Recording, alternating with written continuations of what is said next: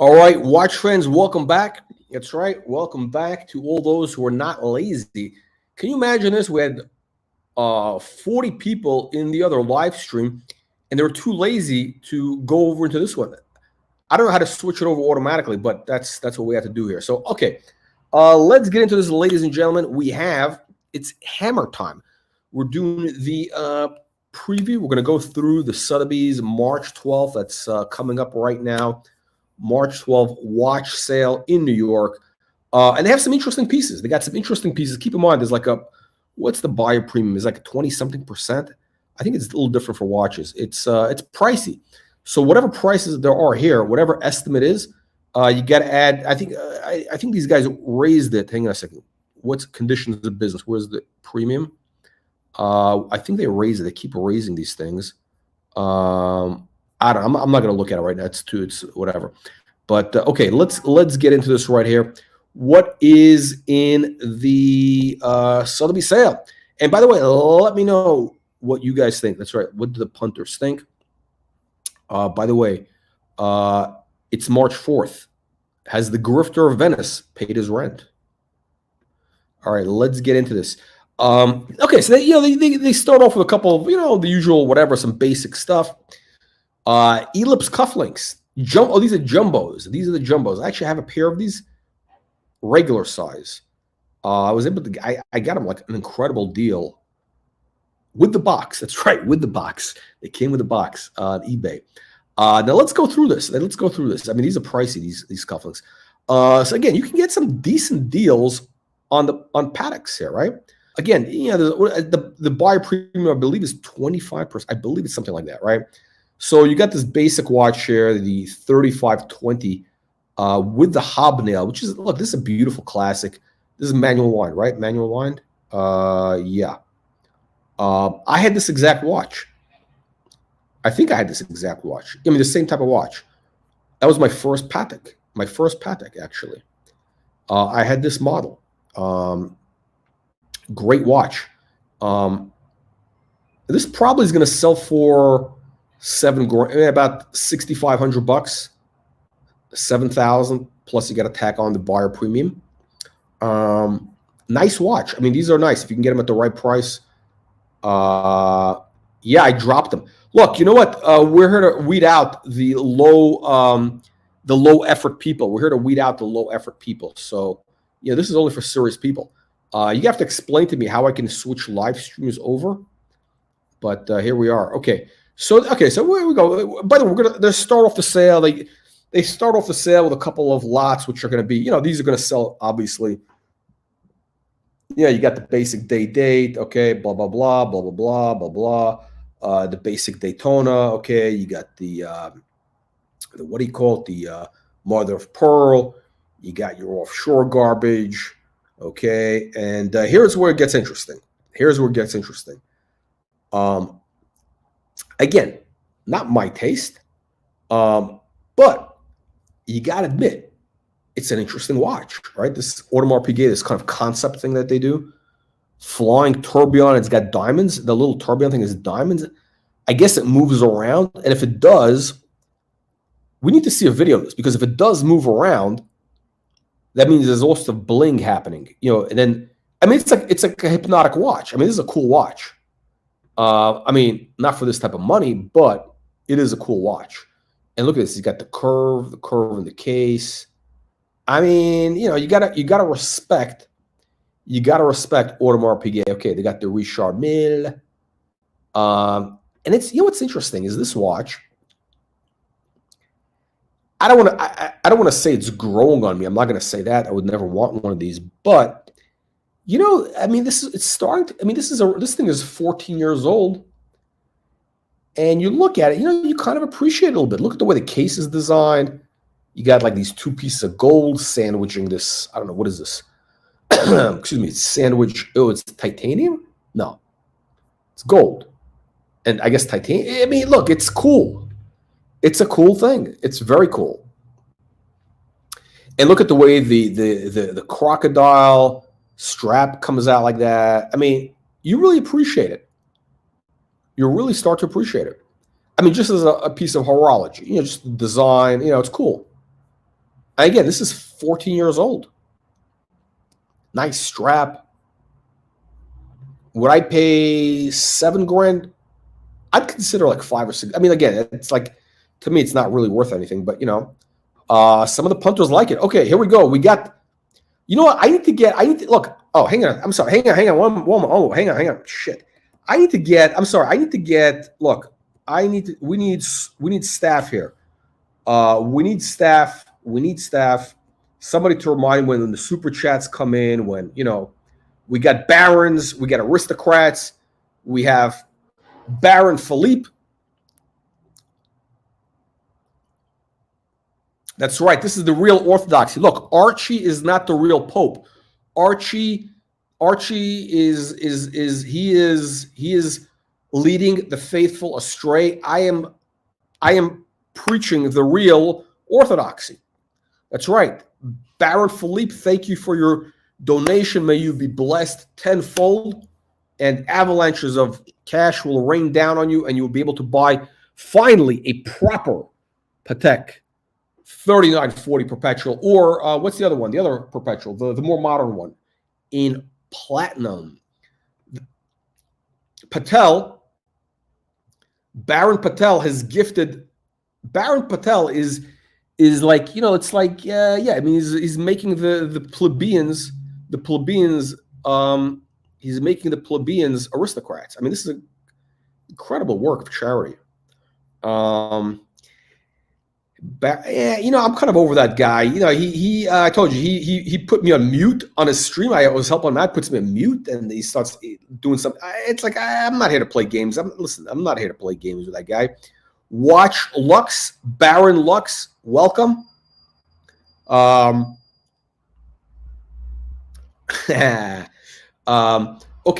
we need a Baron. We need somebody to come on. We have the link out here for your comments on the Sotheby sale. Okay, let's get into it. We got the Langen. Okay, they got some interesting watches. We're gonna keep going here. Now we got some. We're getting into kind of like this Archie Luxury territory, which is kind of like your basic bitch watches here. And this is kind of like your basic annual calendar, but in platinum. So 26 grand, it's probably going to go for, I don't know, what is it going to go for? 30 grand plus the premium, so 37 grand roughly. I don't know. Here's like an Archie Luxury piece right here. Again, you can, like, this is like, you know, 20 grand. You can get this. Again, this is kind of, you know, it's starting to look. I don't like these fonts. I don't like that font, that kind of chimsy Roman font that they have. It just doesn't look right. It looks very dated. It looks like an old man watch. I bet Archie's going to rebuy that same watch because, you know, he's got no taste. Now, this is a cool watch. I wouldn't wear this. I have no idea how this works. It's got like 2 time zones. I guess the world thing is like another time zone. It's a little bit messy for me, but it's kind of interesting, right? Good value. I mean, look, would you rather have this? Look at this. Would you rather have this, or would you rather have a world time? I don't know. We got Baron here. Barons.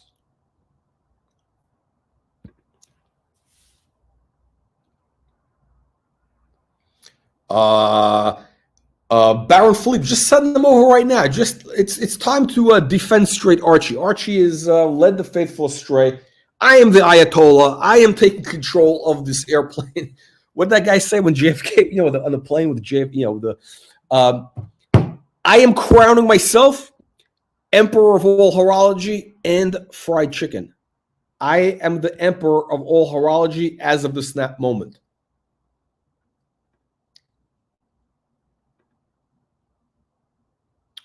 5035. Okay. IV in the 4. Okay. Let me see here. Now, wait. Let's go into Baron Philippe. You're welcome to join in. By the way, here is a world time. I got your world time right here. What do you guys think of this Geral Perregaux? I mean, again, it's one of these brands that's kind of like, you got to explain it. I mean, we know it's a legitimate brand, right? We know that what's his name was pushing it. Anthony Farrer. I mean, it is a legitimate brand. This is the type of thing that Puerto Rico, the walrus in Florida, that's the type of thing that he would sell. Baron Philippe, what do you think of this? So this watch is probably going to hammer for 10 grand, in my opinion. 10 grand plus, so 12 grand all in. You're going to be at 12 grand all in. Would you buy this? Would you buy this? The case back? Yeah. It's unbelievable.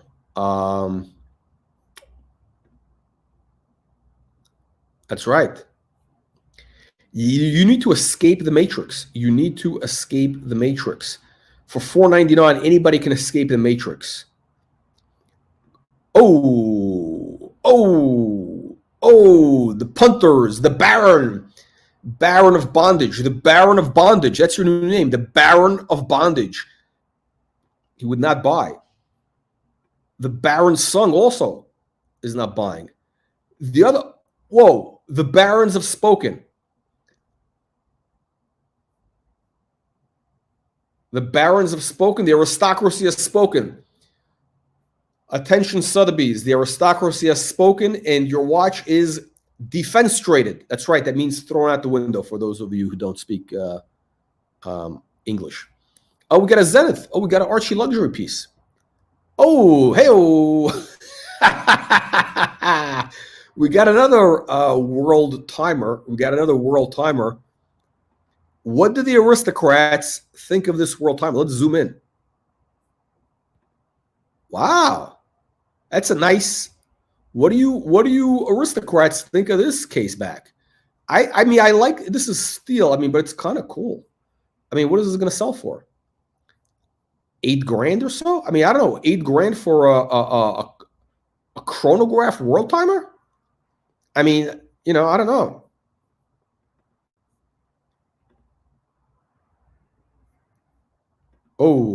Oh, the aristocracy. Look, this is the high IQ channel. Look, this channel, seriously, my goal here, I want to share with you my vision. As look, I take it upon myself humbly, with humbleness, to be the spiritual leader of the Patek faithful. Now, look, I see myself as your servant. That's right. Even though I am the emperor, I am your servant because I am here to serve you. I am here to deliver content, serious content, to get real panelists. I don't know why I don't have any panelists here.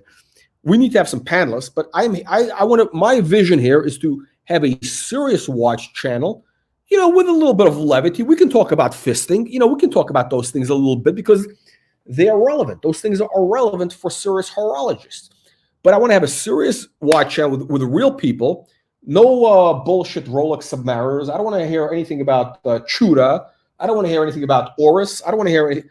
Only Patek, Audemars, better quality Rolex. Serious stuff. I mean, I don't want to have any shitters. Okay, that's what we need to have. And that is my vision for the channel. And this is going to be high IQ people, aristocrats only. This guy owns 2 Langes. That's right. This guy is the mark. You can be the Marquis de Sade. That's right. This is the Marquis. By the way, that's a higher level title. A Marquis is slightly higher than a Baron. We got the Baron of Locks, the Baron of Locks, the Baron of Locks, the Baron of Bondage. You guys should connect in case, somebody gets locked up. They can't, unlock those handcuffs or whatever. Let's keep rolling here. Mont Blanc shitter. Okay, what is this DeWitt? I don't know this DeWitt. I don't know. Okay, now we're getting again. We're getting into Brege. We're getting into the Brege class here. We're getting into the Brege class now. I don't understand this. Somebody please explain this to me. This is an equation of time, platinum, tourbillon, perpetual calendar.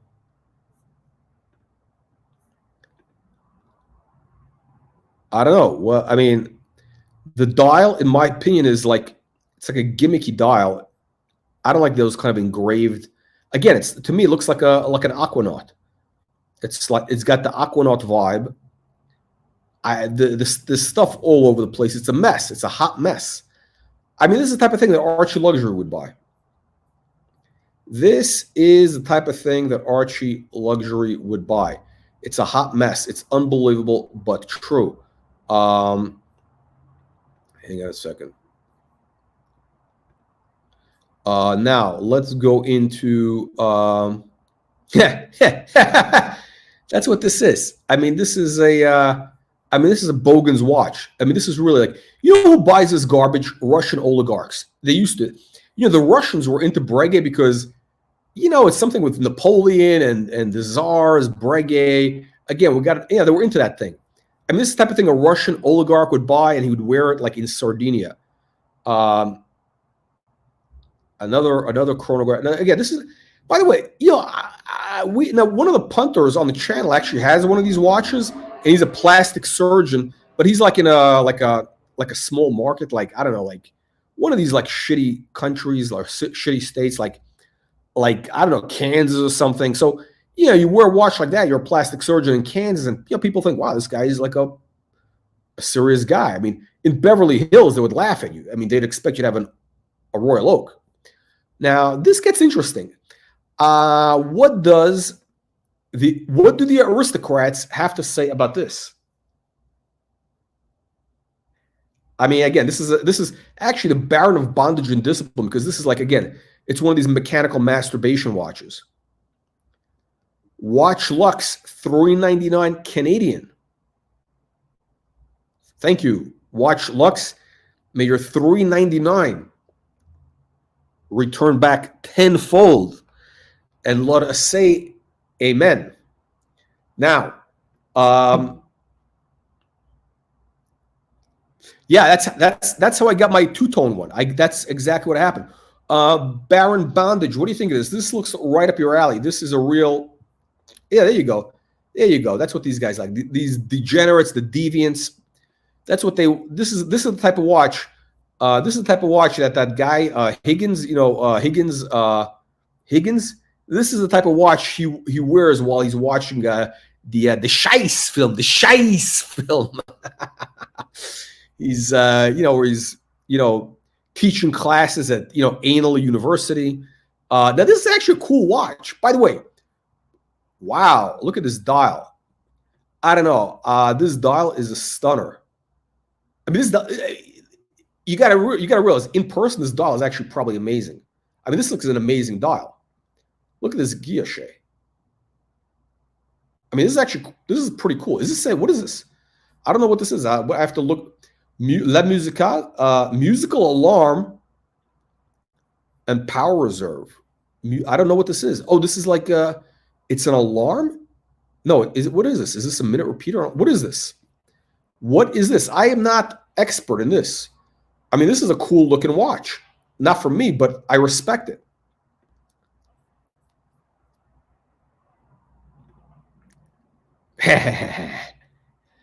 Okay. Apes, APZ. Okay. We do have Brege. Is there any aristocratic opinion on this watch? Is there a consensus? Do we have a consensus, or do we pass on this watch? If this was yellow gold, I think it would be amazing watch. I don't know about the price. I don't know anything about this. I have no opinion. I have no opinion on it. Let's see here. We got more Breges.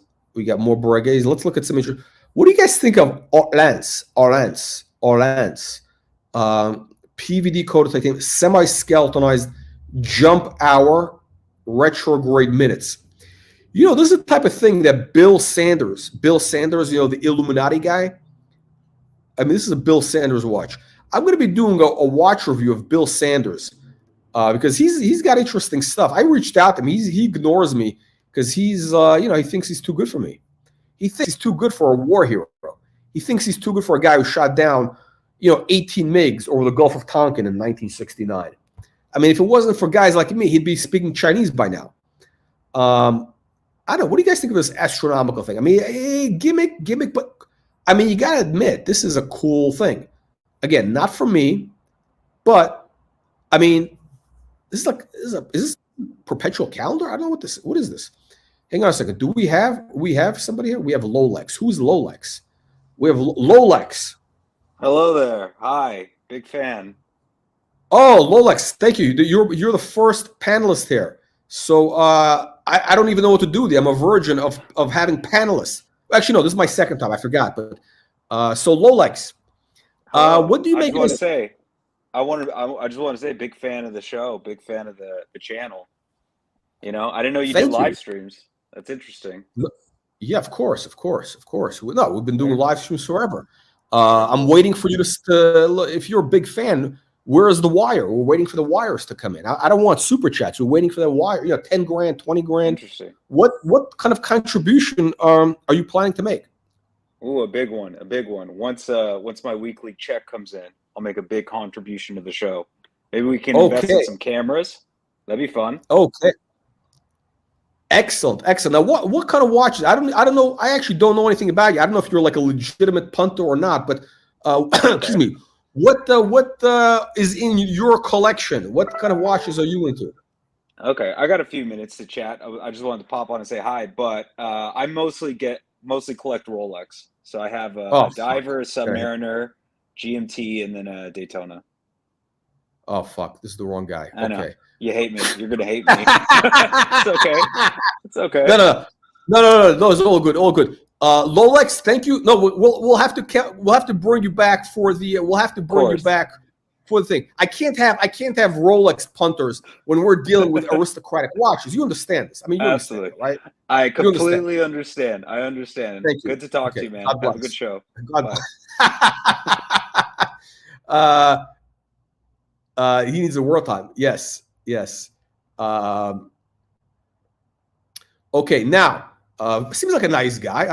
I remember that name. I don't know what I've seen that name. I don't know what he. Okay, now here's a cool watch. What do you punters think of this? I mean, this is the type of thing that Bill Sanders, again, Illuminati Matrix agent Bill Sanders would get. Harry Winston. I got to tell you something. I'm actually intrigued. I'm intrigued by Harry Winston. They got some interesting horologists.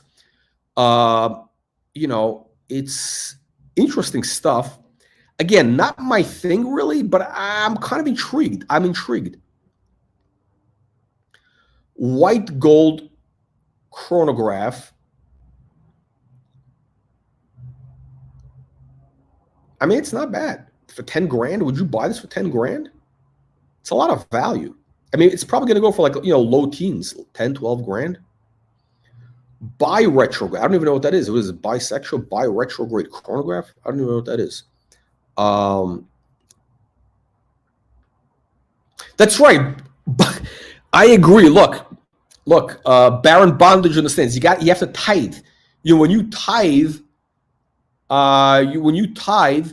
it comes back to you. It's like who's the guy, the TV evangelist? I got to be like these TV evangelist guys. These guys are flying around in private jets. They're getting Rolls Royces. They're getting all. I think my message of spiritual enlightenment is substantially more relevant. It is substantially more relevant. And I agree. Yeah, I can't have Rolex people here. This is not for the Rolex people. We got to have. I need Bill Sanders to come on here and explain to me, the nerd talk about this watch. But listen, this is a cool watch for, so yeah, I guess, yeah, whatever. Not my thing, but this is like a Bill Sanders. It's like, it's whatever. Harry Winston. Here's another one. But wait, there's more. They actually have some cool ones. Basic ones, simple ones. Where is the page moving? What's going on with this page? What's going on with this page? Is it frozen? What's going on with this page? Oh fuck!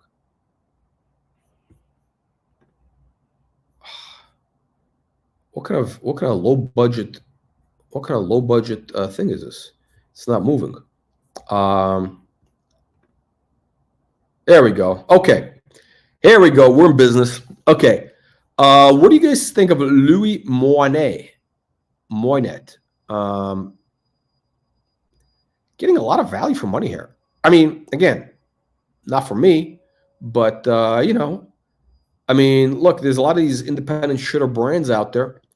Also garbage. I mean, there's people buying Rolex garbage when they can get a piece like this of high horology. And again, this is a huge watch. So when Archie goes and says, oh, I'm a fat fuck, oh, I can... This is what a guy like Archie should be wearing. But this is the type of watch that like sort of like a fat Russian oligarch would wear. It's exactly what they would wear.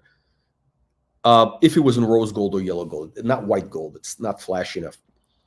I mean, this is a cool watch. Day-night indication. Time. I mean, I don't even know what's going on. I don't even know what this thing has. But it's a tremendous value. Look at this. Gold rotor. What a cool watch for the money.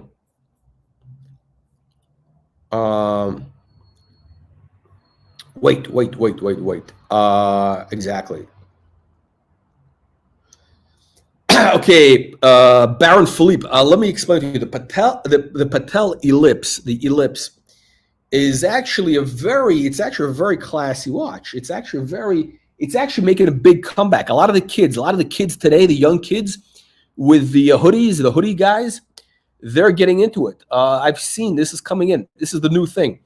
The kids in the hoodies and the sneakers, they're picking up on this. It's a 70s vibe.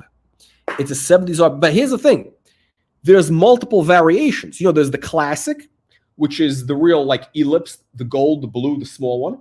Then there's the TV dials. I like the exotic shapes. Personally, I like the TV dials. I like the more funky shapes. There's a lot of funky stuff there. But you know Patel. Do you know who's the guy that who understands this? Nick Fowkes. Nick Fowkes.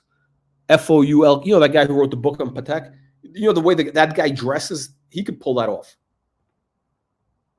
Yes. Yeah. Interesting.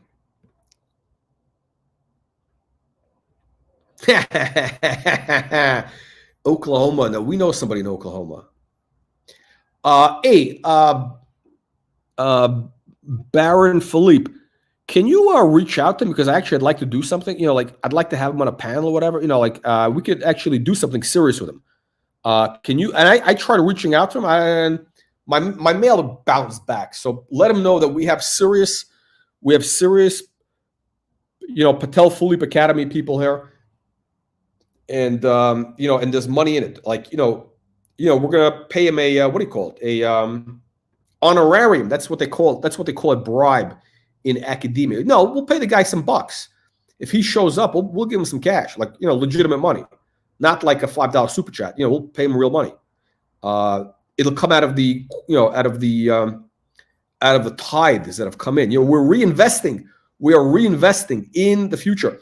What do you guys think of this Seamaster, the Seaman Master in gold? I think if you're going to get one of these Seaman Masters, you want to get something like this. I mean, I don't know why Archie doesn't have something like this. You know, he's got the basic bitch black dial that every flunky has. Every flunky has that, you know, Speedmaster. Parmigiani. Oh, this is a Bill Sanders material. 10 grand. Oh, this is just like that Harry Winston. Dual time.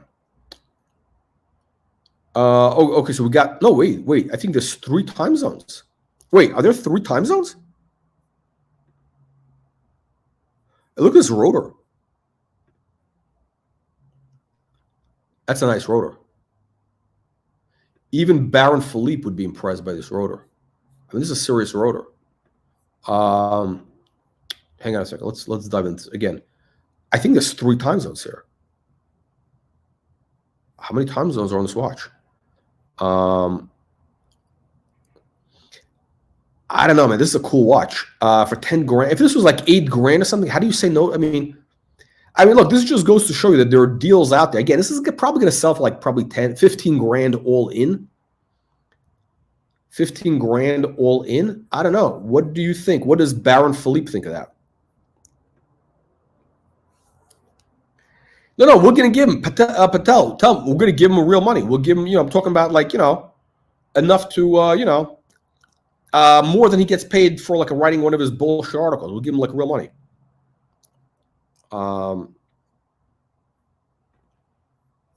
Movement too small for the case. Movement too small for the case. Okay, we got real sticklers here. Sticklers. Okay, we got more Parmigiani. More Parmigianis. I'm not really into this brand. Whatever. Okay, we got some RMs. We got some RMs. I'll be honest. I'm intrigued by pocket watches. The only thing with the pocket watches is, what do you do with it? How do you display it? Like you need to build a whole display case really for it.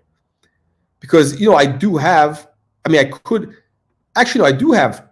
I could, in theory, I could wear it because I do all my excuse me, all my bespoke trousers do have a watch pocket. That's right, they have, and some of them have 2 watch pockets in the front.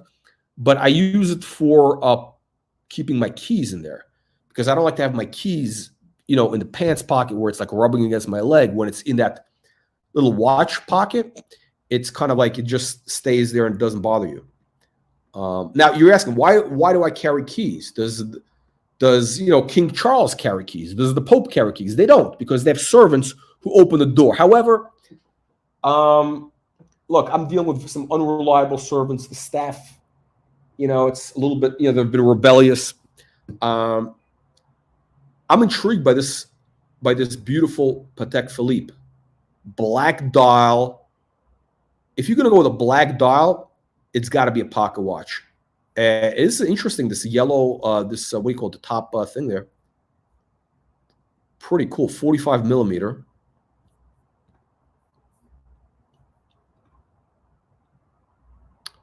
$1925, Gubelin. Interesting. Yeah, I don't like leaf hands. I really don't. Let's keep going here. Let's keep going with the Patek Philippe stuff. We've got a platinum. I've seen these before. Again, these are pretty cool. Again, you got diamonds on here. If they were baguettes, I'd be more impressed. Like full baguettes. Look at this beautiful monogram. AC. This is Archibald Chesterfield, 1950. Somebody should buy this for Archie. I bet Archie probably is, again, the leaf hands. The leaf hands. The leaf hands do bother me. They really do bother me, actually. Okay. Piaget making a comeback. This is right up my alley, actually. Dual time. Tiger's Eye and Onyx. This is the type of watch that the Bhagwan Rajneesh would wear. Wow.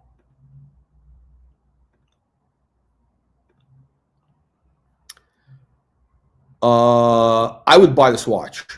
I actually would be a bidder. Let me see this. I would be.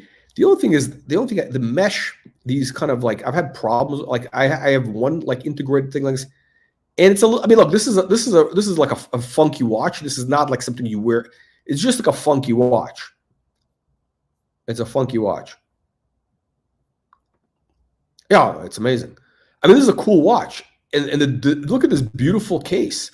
I mean, this is like a cool, like retro sort of space age. This is space age design. Yeah, that's right. 1970. This is what they call space age design.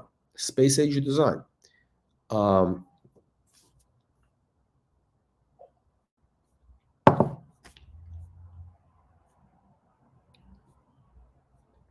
Wait. There's more. There's more.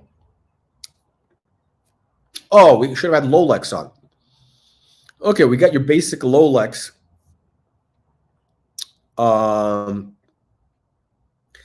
actually think these are kind of cool because they got the gold crown. How much do you guys think this is going to sell for? This is like what? This is a root beer, right? This is technically a root beer. It's all kind of faded out. You know, if you put this on a suede strap, you put this thing on a suede strap, it would be great.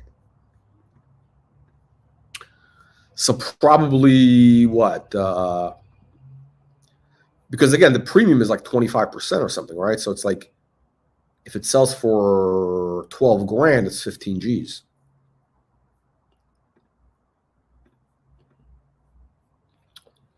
Well, let's keep rolling. Let's keep rolling here. Okay, we got your basic vintage Rolex. This is stuff, the garbage. I absolutely hate this stuff. Basic, you got your basic bitch, tomato can metal watches. Again, all this garbage.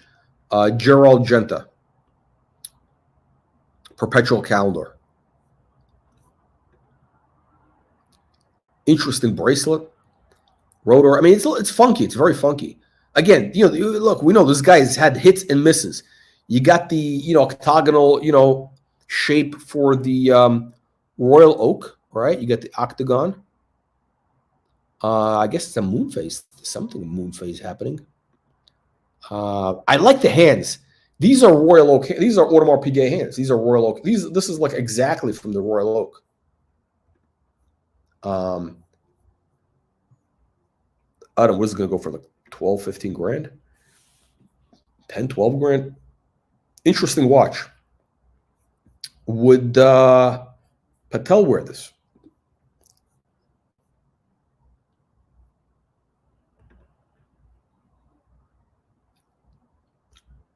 Yeah. Low ambitions. Oh, are you making a joke? Baron Philippe, is that a joke about this? I don't know if this is a joke. I'm not sure. Is this a joke about this Geral Genta over here? Pretty cool watch. You know, at the right price, these things are interesting. Okay, now we get into the Audemars Piguet. This is the stuff I'm interested in here. You got perpetual calendars. I've never seen one like this. It's skeletonized. No, maybe I have. Wait. Skeletonized. This is their perpetual calendar, but skeletonized. I don't know. This is expensive. This is kind of expensive, no? 30 to 60,000 estimate. 40,000 is the current bid. So this thing is going to sell for basically this is going to go for 50 grand plus. I find that hard to believe. Maybe I'm missing something. Okay, so this is the watch. I was looking for one of these for a long time for the right, you know, I was looking for the right, you know, box papers. I was actually no, I didn't need the box papers. I just wanted a deployed class, the right type of deployed. I missed it. You know, I told you guys the story. I ended up with the Patek, but these are very cool. I wouldn't mind having one of these. And the price have gone up. These were like going for like 8 grand. Apparently now they're going for like 16 grand on the low end on chrono. So, and there's no bids on it yet. I think people got a little bit ahead of themselves maybe. But I think it's an amazing watch.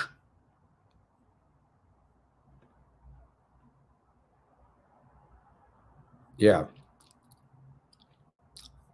The size of this is 1990.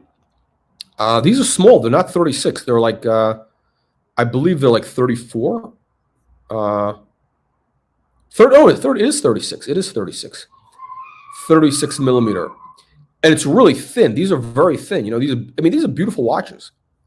Hang on, let me go back. I think this is 34. Is it 34?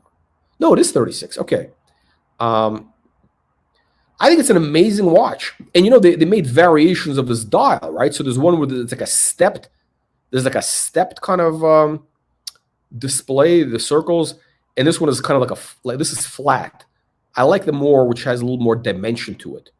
They have so many variations they did of these dials. You know, it's really nice. Yeah, 36 million.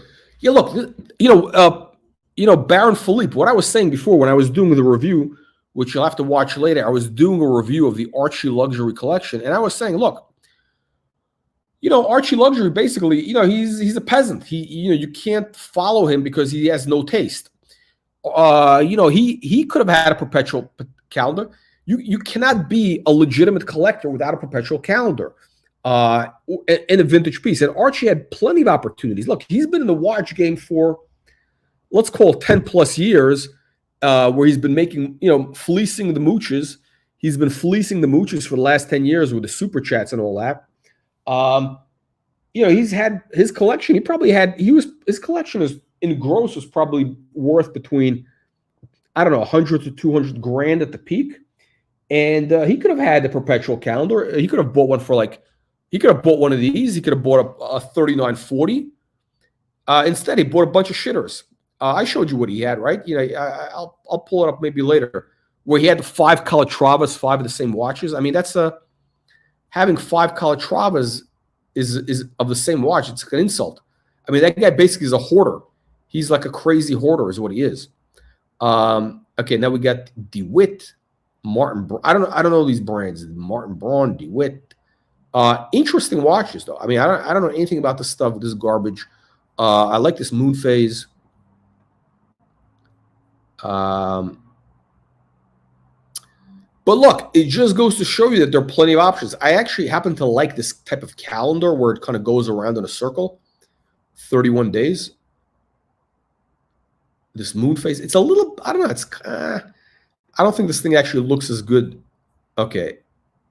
It may look better in the picture than it looks in reality. Let's see the back. I don't know. But look, if you can get one of these things for $6 grand, would you rather have that or a Rolex? What do you guys think of Roger Dubious? That's I was in a JLC boutique, and there's a Chinese guy, off the boat Chinese, not Chinese American, but like off the boat Chinese, who's the salesman. Very charming guy. He was telling him a brand, and he called this Roger Dubious, and I don't think he understood what the joke, but yeah, so I'm calling it Roger Dubious now. It is dubious, no? Yeah, look, I'm going to pull up. You know what I'm going to do is I'm going to pull up the Archie Luxury watch collection review. Look at this. The box, the infamous boxes of shitters. The evidence. Baron Philippe, we present before the court evidence that Archie Luxury is not fit to lead the Patek faithful. What's the Latin expression meaning the evidence is plain to see? The facts are plain, whatever. He's got 1, 2, 3 of the same Calatravas, modern Calatravas. I think one is white gold, one is yellow gold. Yeah, that's a big difference. I have a white gold and a yellow gold Calatrava. Like those, it's like the same watch basically. He's got the shitter world time. He's got the annual count. Okay, whatever. But having 3 Calatrava, I mean, again, he could have had exactly. He could have had. I said this. He could have had a 3940. One heavy hitter Rolex, maybe a Daytona. I mean, what he really should have had was, a nice Daytona, a perpetual calendar, and, maybe some exotic thing, like some sort of tourbillon or some exotic bullshit. I don't know, mid repeater, or, maybe like a vintage Rolex, a bluesy or something. And that's it. Instead, he's had these boxes of shitters, boxo shitters. He's got the Chuda. He's got 3 chronographs, which are like the same watches. He's got a white gold sex tourist watch. 5140 is a great watch. This guy could have had all sorts of stuff. There he is, the Bogan of Brisbane himself. But no, he needed to spend money on a Louis Vuitton case to house his shitter watches. So we got the Roger Dubious, which, if they made these things smaller, I think this could have been a winner. Again, if they were just a little bit smaller, these things are like, how big? 50. I think they're like 50. They're huge size. It's like. There we go. That's the movement is too small for the case. They're limited editions. Okay. Now, this, Archie has his reversal. And, what I'm saying is, look, reversal is great. But if you're going to get a reversal, it's got to be gold. You got to have the gold medal. You got to have the yellow medal. Look how great this watch is. This is a classy watch. Look, if Archie had this, I'd respect him. The papal days. That's right. It's right from the Baron himself. That's right. This is it. It's all over. It is all over. It is all over. See? He could have had if he listened. If Archie would have listened to an aristocrat, he would have had proper watches. Instead, he's got a box of shitters. He's got a Happy Meal deal, a box of shitters. I think McDonald's is coming out with a Happy Meal called Box of Shitters. It's like the Archie Luxury Special. You get 12 of the same thing. you get like 12 burgers. You get a box of 12 shitters. Again, if you're going to go with a JLC, it's got to be gold. It's got to be gold. That is elegant. It's a dress watch. Anything on a strap has to be yellow gold. Gold in my opinion. Anything on a strap, that's my rule. That's my rule. It's got to be on a strap. If you're doing gold, if it's a dress watch, it has to be gold.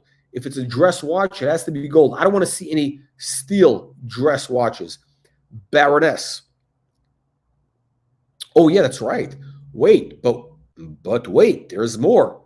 They also, in most states where they have a nexus, you're going to pay sales tax as well. So if you're in California, you're in Florida, Texas, a bunch of other places, you're going to get hit with taxes. Wherever they have basic, business, whatever. Or again, the whole sales tax thing is getting very complicated right now. It's getting very complicated. It's like, basically it's a way for the states to just kind of like go after people, especially in New York and California. But yeah, nice watch. Let's see here. Now this is interesting. I guess this is a woman's watch. Now this is actually, I can't tell from here, but this is kind of beautiful. Oh yeah, this is really nice. Is this a men's or woman's watch? This has got to be a woman's watch. Yeah, it's got to be. This is an amazing. This is like an art. It's got, now again, these Arabic numerals are actually beautiful. These are, look, Patek Philippe could learn from JLC. If you're going to do like, Arabic numerals, make it interesting. There was thought that went into this. It looks like it was drawn by ink. You got the beautiful sword hands, the blue sword hands.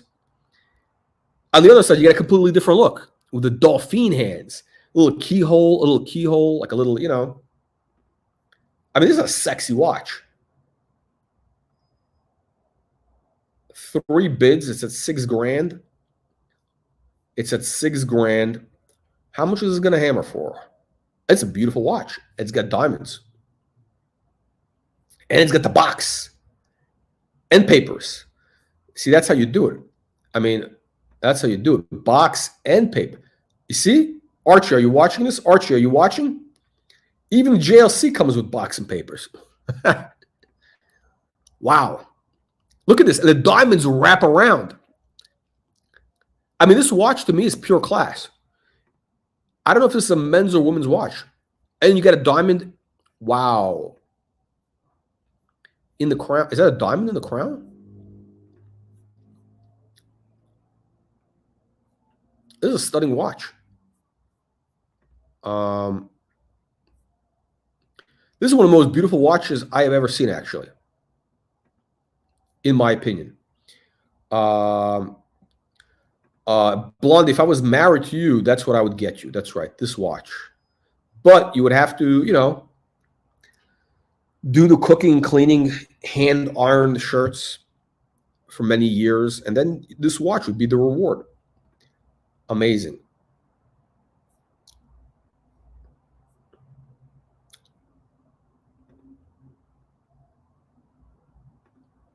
Oh, it's oh, that's right. There's someone in New Jersey. Yeah, they're gonna hit you with taxes or whatever. Yeah, the Jersey Pier. At Asbury Park. No, Atlantic City. You know, the boardwalk. Yeah, the rough part of Atlantic City. What did you write? I didn't see. Oh, the AP.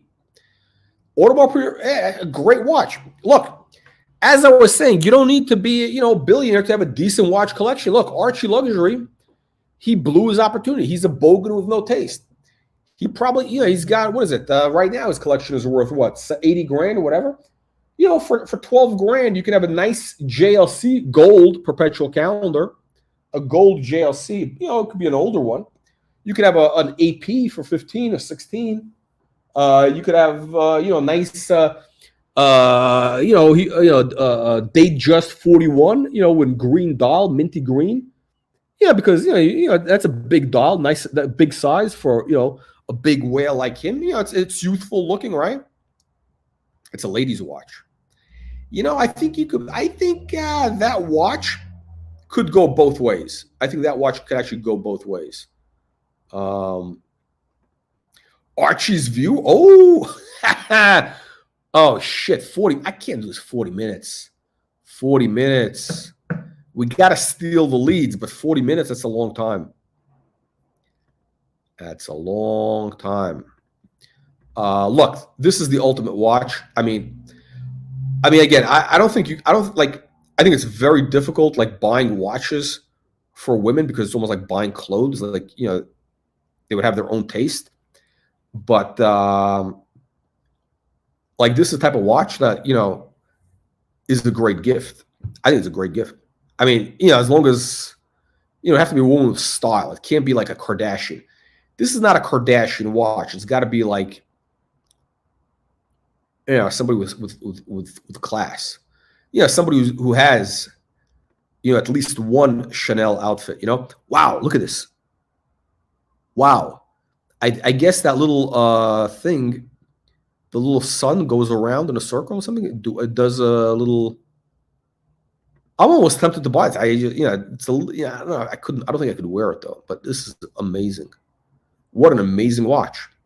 This might be the best watch in the whole sale, and this is a woman's watch. This has got to be the best watch. What do you guys think of this Bulgari? What is the deal with Bulgari? What's the deal with Bulgari? Now, this is the thing that bothers me. These bracelets look very cheap. It's kind of like hollowed out. It looks like fish bones or something.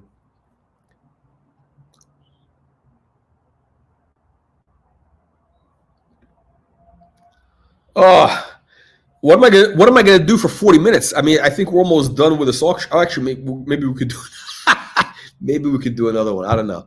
Let me see. Is there another auction we could show? 40 minutes is a long time. 40 minutes. I mean, geez. I mean, it's not like, this is like, this has got to be the worst job I've ever had. A duo reversal. Oh, the case hung over your wrist? No. Oh, you know what? That's the problem. They are actually. So here's the thing with JLC. That's the problem. They always are a little bit big. They're always a little bit big. What is the size? 40 by 25. So I guess on the long side, it's 40 millimeter. Yeah, so this is the problem with this. That thing is basically like it basically wears like a 40 millimeter. So here's the thing. I don't think, because so this is the problem with this watch. It's too big to be a woman's watch. And again, I get, for a woman to wear like a Daytona, it's a cool look. It's a big watch. You wear it loose, like a bracelet. It's kind of chunky. Okay, I get it. But this, you can't wear loose. You can't wear this watch loose. You can't. It's got to be properly. So this is like, that is, it's kind of sad. It's kind of sad. Again, a lot of their watches are just a little bit too big. Now, this is a piece of garbage. Actually, I shouldn't say it's. Look, the lugs are beautiful. The case is actually, it's a cool case. It's got its own thing. Somebody put thought into this. There was thought put into this. It's kind of a bit of a hot mess. It's hard for me to read it. Like, the whole thing is a little bit of a hot mess. I don't need to know about 60 seconds. Like, to me, this is like a waste. This is a hot mess, actually. But the case is beautiful. It's a beautiful case, but the dial is a hot mess. You know who's got that watch? Grant Cardone. That's right, the guru. Grant Cardone. We're going to do a review of Grant Cardone. Exactly. Lug to lug, right.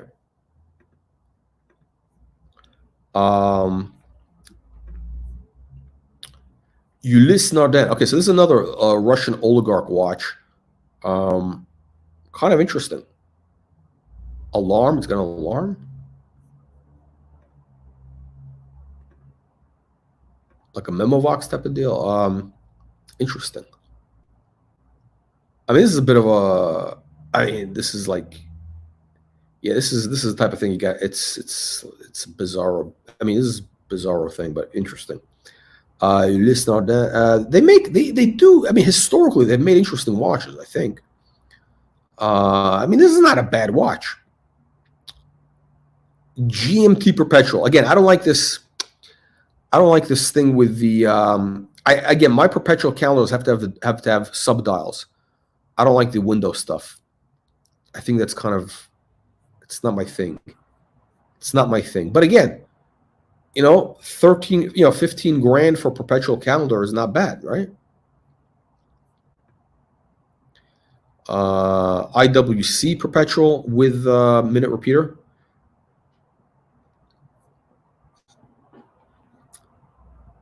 This is the type of thing that Archie probably could have had. Some bizarro, I mean, this is like a typical Archie Luxury watch. It's the wrong brand, right? It's like the wrong brand, but you got something like Bill Sanders. I mean, like IWC is like one of these brands that you got to explain to people what it is. Like, you got to explain the whole story. It's what is it exactly? I don't know. But I'll tell you what I like about it. It's got, it's got the subdials. It's got the year. It's got the year. You got the minute repeater. Chronograph.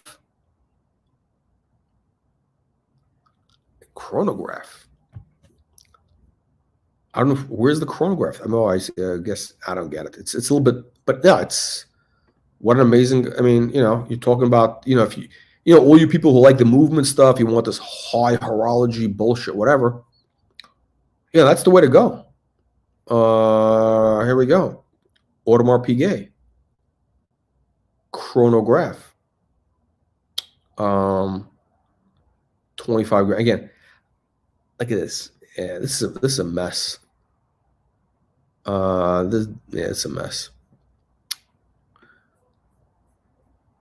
Let's see what else. We're rolling. Chapeau. Here we go.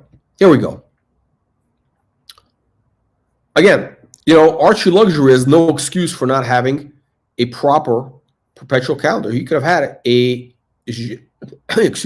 Le Culte.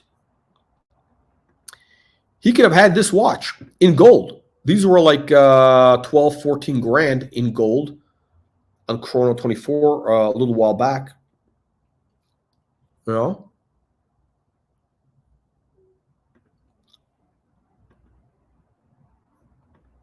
Pasha. I don't like the Pasha.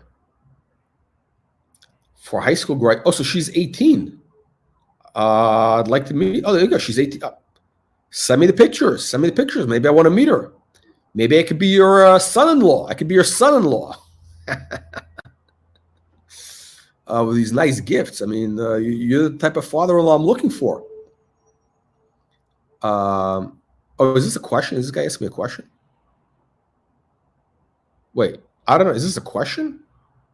I don't understand this. Yeah. Look, Archie. Okay, what is the question? What is the question? Rose gold Pasha in diamonds for an 18-year-old. Whoa! I just realized. I just read this. Wait, for an 18-year-old, this is a heavy. This is like Too much. She has a few Rolexes at 18. She's got a better collection than Archie. Van Cleef. Yeah, all the kids today, they like that Van Cleef. I don't understand the whole Van Cleef and Tiffany, because to me it's a scam. The whole Van Cleef thing with those, I mean, it's very expensive for what it is. It's basically, what is it? It's like enamel. It's like enamel and gold. I mean, it's like a markup of like 20 to 1. I'd buy her a swatch. I mean, she's 18. Yeah, I'd buy her a swatch. Yeah, she's not gonna appreciate these things. So these kids, they don't appreciate these things. I wouldn't buy her anything. I wouldn't buy her a thing. I'd buy her a convertible. Buy her like a BMW convertible, so she can flex on Archie. But yeah, there you go. Look, this is a serious watch. I would love to get one of these in gold, though. I've been looking for one. I haven't been able to get the right one, but I would be a buyer of this in gold. If this was in like with this dark dial, in yellow gold or white gold, I would go for it. I'm looking for one because I need to have a backup, because I'm gonna have to send in the Patek for service, and I need to have a Perpetual while that one is in service. I can't be Perpetualless. I must have. Okay, we got some shitter brands, but look, interesting. What, like, I don't know. Not for me. This is like we're going into kind of like, you got to explain these things. IWC, you got to explain. Parmigiani, you got to explain. Chopard. Harry Winston, here we go. Now, this is a pretty cool watch. White gold, moon phase calendar. Beautiful watch. I mean, it's like a legitimate watch. If it was the right price, I mean, if you can get this for, let's call it, nice lugs.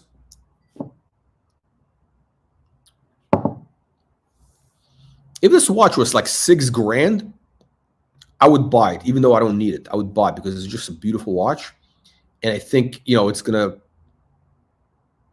it's going to increase. Yeah, at least my money will be safe. It's not going to like, it's basically going to increase, 4%. It'll keep up with inflation, basically. That's what it is. And I can wear it, enjoy it. Maybe the dial was a little more colorful, but I think it's a great value. Maybe $6-7 grand. 42 millimeter. I can't wear this. That's not for me. Yeah, they're too big. But a fatso like Archie, he could wear this. See, Archie's got no excuse. He should have, he could have a couple pieces like this, but he's got a dull collection. Archie Luxury has got a box of shitters. He's got boxes full of shitters. He's got 5 of the same watch. When he could have, he could have a Harry Winston.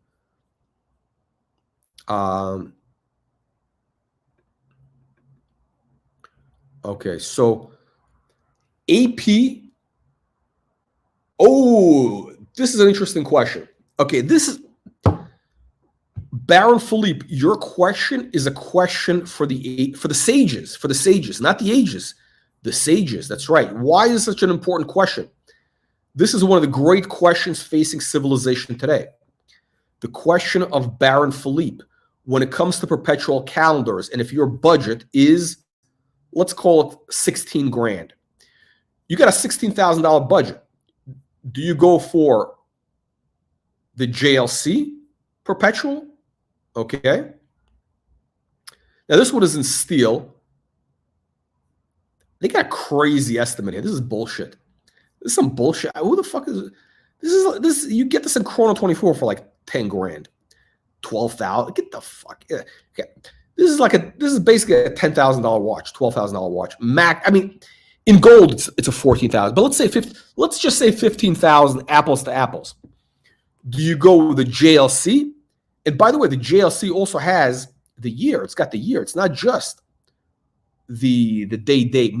It's got the year. You see, it's got the 23, and it's got the seconds. And you got a display back. And it's more robust. Okay? It's more robust. Or do you go with The Audemars Piguet. Where's the Audemars Piguet? What happened to the Audemars Piguet? The Audemars Piguet. For the same price. That, my friends, is the question for one of the most important questions facing civilization today. I don't know. I don't know. I'm actually, this is something I'm deciding myself, because I said I need a backup. I need a backup Perpetual. When the Patek is away for service, I don't know. It might be gone from a year, 6 months. I don't know. I need a backup. I'm tending to think going for the JLC, only because I feel it's a little bit more reliable. $5 super chat from the Baron.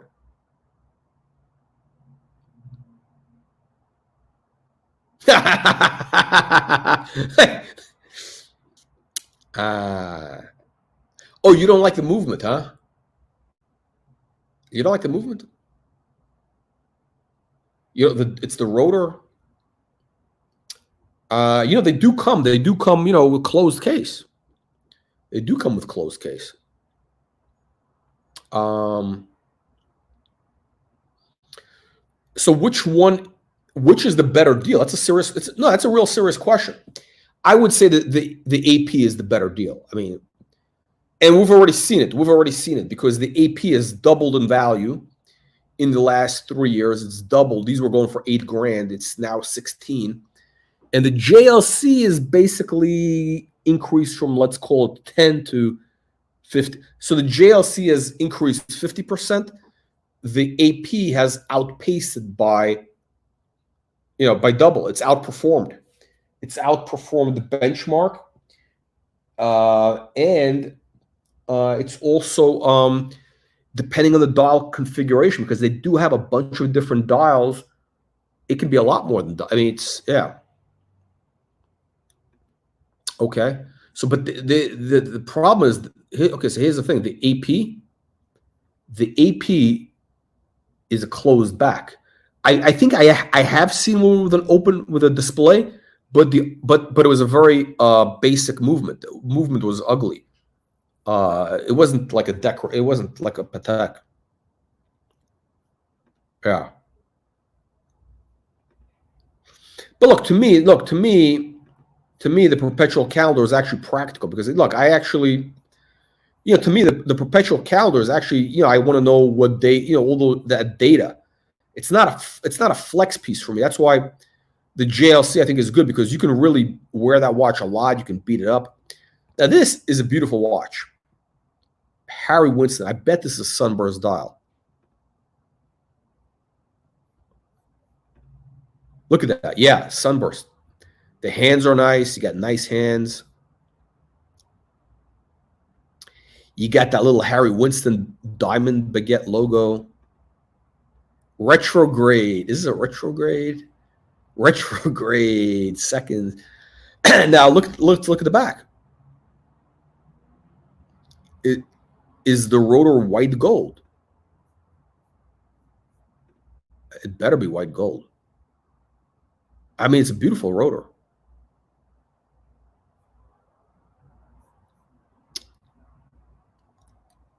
Wow. I mean, it's a cool watch. Imagine you pick something up like this for $6,000. 42 millimeter. Again, like a fat soul like Archie, he could have one of these. That would give his collection diversity, Look at this beautiful lugs. I mean, this is a real dress watch. I mean, if Archie wore a watch like this, it would completely transform his personality. Because, the guy is like a bogan.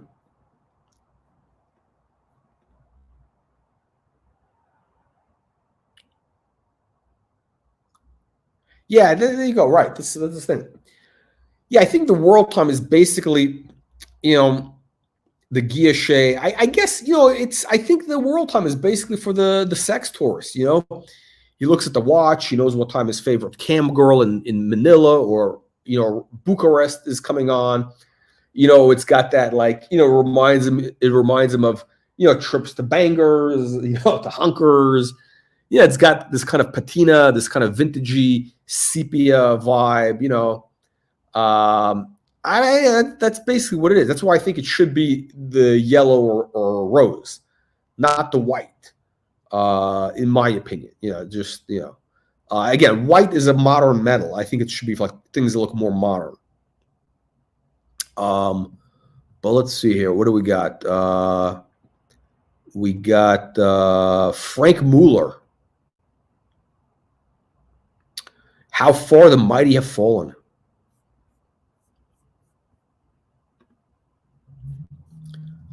Oh, we saw this, right? The Ulysse Nardin, we saw this garbage, right? Ulysse Nardin, shitters.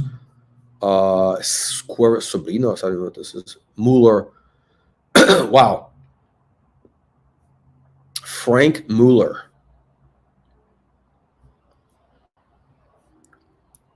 Ulysse. Now this is interesting. This is the yeah, they were pushing this watch a couple of years back. Remember, this is kind of like a minute repeater.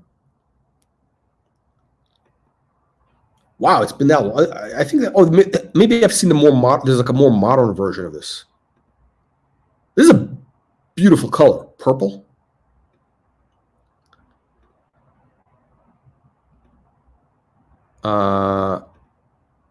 Blue purple. 18 grand. I mean, I don't know. Not for me. But yeah, there we go. All right, punters. I think we've covered everything. I think we have covered everything here. Yeah, GMT, dual time. Baron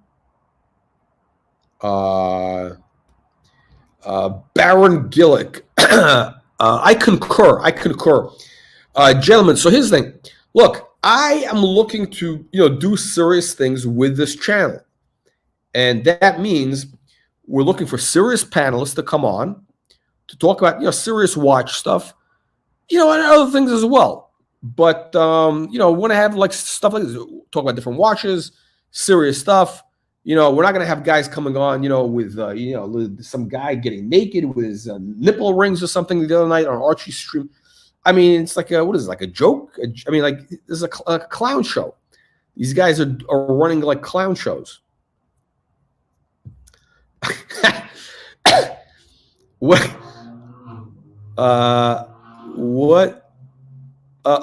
Just one of your videos, guys. Okay. I'll do. Okay, we're gonna kill time. Is that what you're saying? We got to kill time. Okay, I'll tell you. Oh, you know what I got? I got stuff loaded on here. I got stuff loaded in. I got old stuff loaded in. We got the watch, original watch reviews.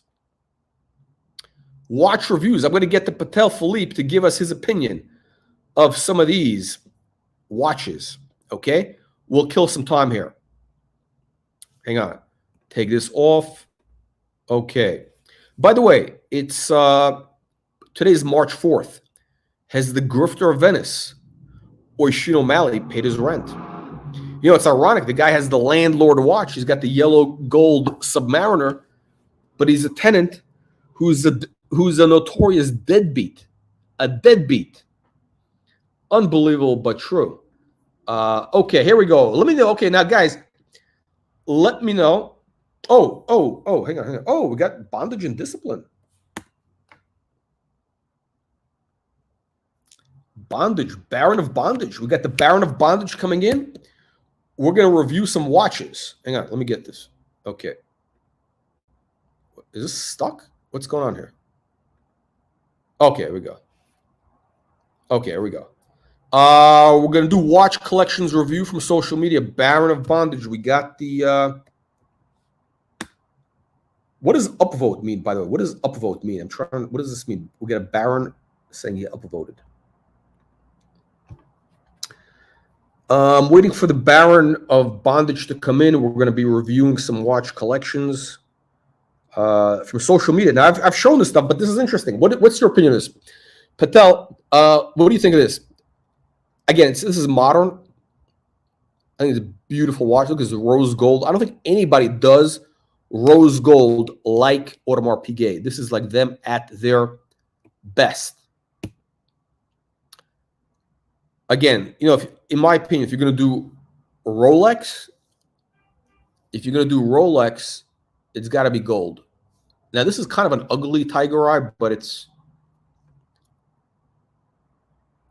a little bit ugly. And this is a kind of a banged up one. This guy sells a lot of banged up stuff. This guy in Italy. Yeah, maybe that's what he's trying to do. Yeah.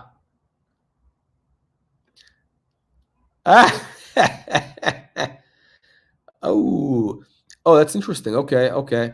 You know what though? I like the tiger eye. I don't like this one because it's got a big brown piece. I like when there's more stripes. This thing is a little bit, you know. I think the advantage here is because you don't have the day and date, you know, the date stuff. You get to see more tiger. You know, we got this guy Grant Cardone with a Richard Mille. Beautiful. Now, again, you know, everybody needs a heavy hitter. White gold, purple dial, diamonds on the bezel. The diamonds on the bezel thing is like, you know, it's kind of like gilding the lily when it comes to the Royal Oak. I think to have diamonds on there is like, it's a little too, you know. This guy Swiss Cabot. He's got some heavy hitters. Same guy. He's got the Nautilus. Here, it looks good. It looks kind of good. The diamonds on the bezel. Tiffany dial. Not bad, huh?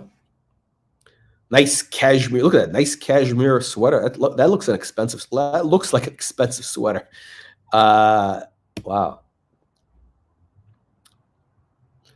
This guy here has got the what do you call this? Offshore, whatever. Basic bitch watch. Huge watch.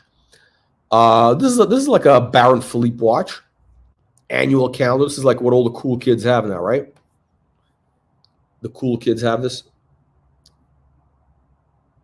Yeah. Yeah. You know, when I wear like a Royal Oak, a 39 millimeter, that's how it looks on my wrist. I've tried them on, like 39 millimeters. They're huge. Baron Philippe, what do you think of this? This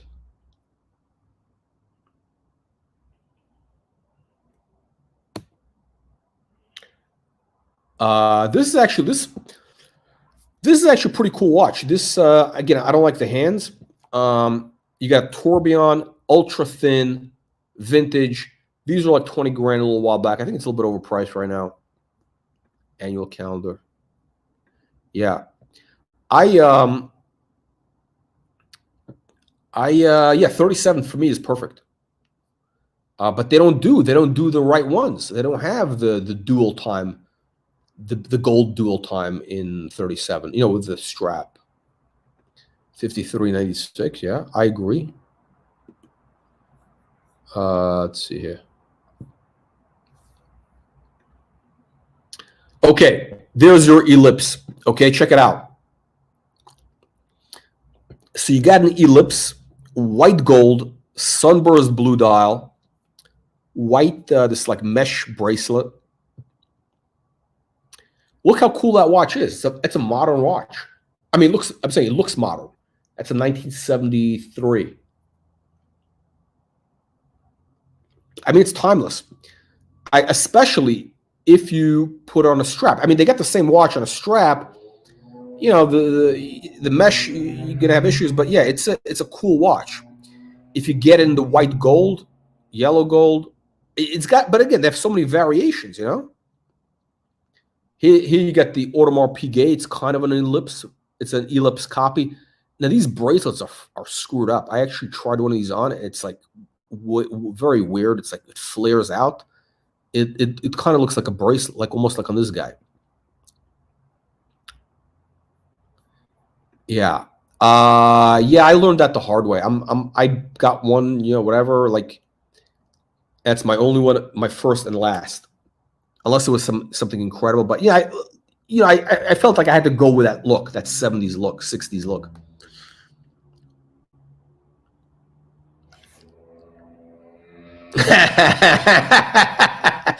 It's interesting. 15 years ago, this watch was not cool. Today it's getting borderline cool, but I don't think it'll ever do, because it doesn't fit right. I think they call it the Cobra. It's like a Geral Genta. He did a design. It just doesn't fit right.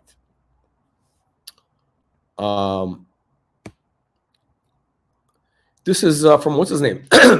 John Goldberger, the big Rolex, the big watch collector, the big Italian watch collector. Patel, what do you think of this? What do you think of this Submariner here? I think Oisin O'Malley should get this. He should upgrade to this landlord watch. There we go. The double fist. This guy, this is what's his name? Eric Koo. That's the, he's a big watch dealer, vintage guy. Yeah,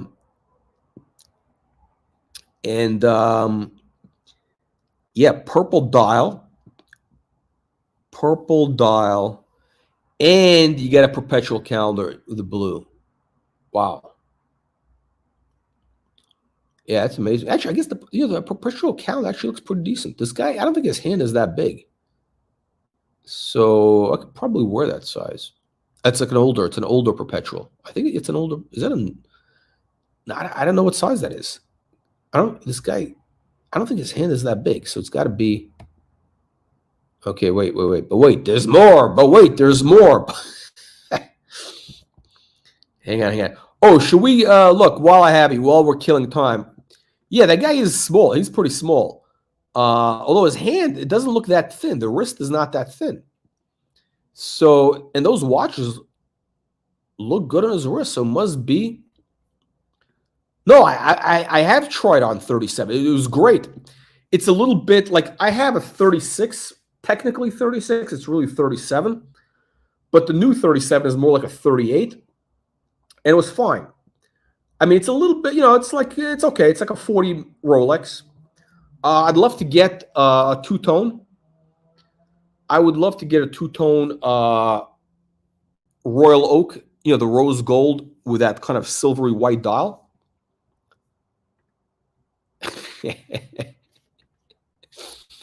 By the way, let me show you. I don't know, Patel, did I show you this thing with Archie? Have we gone through this? If we got any people coming in late, my review of the collection of Archie. 1986, 1980. Wow. That's interesting. That's an interesting reference. Well, here's the thing. Look, Archie. The problem with Archie, as I said, he has no taste. He doesn't understand that a proper collection, as opposed to what he has, is an accumulation. What Archie has is basically an accumulation of shitters.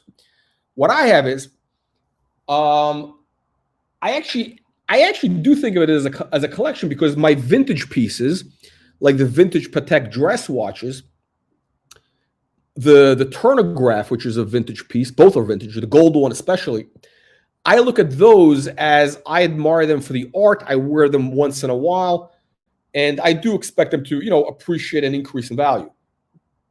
So those are serious watches. A real collector will have vintage watches. The fact that Archie doesn't have vintage means he has got no taste. He's not a real collector. Look, a real art collector, like a serious art collector, who collects contemporary art, somebody who collects contemporary art, a lot of guys who are like, really scholarly, who are not just buying stuff for the name, they collect. They also have old master paintings, paintings from the 1600s. They hang them side by side.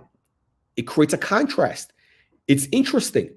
It is interesting to have a Rolex chronograph, and alongside it, you have a Yacht Master 40 modern watch, because you see the evolution. That is the point of vintage, okay? Yeah, that is it. And in terms of, so Archie is a peasant. Archie,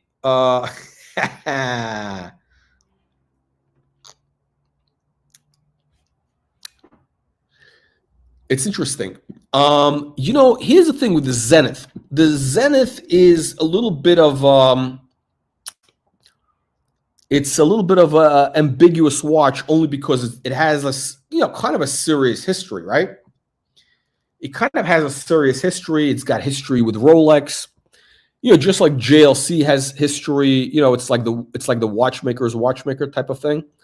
So I do believe it can be included, but again, you cannot have 3 chronographs, especially Brege. I mean, what is Brege?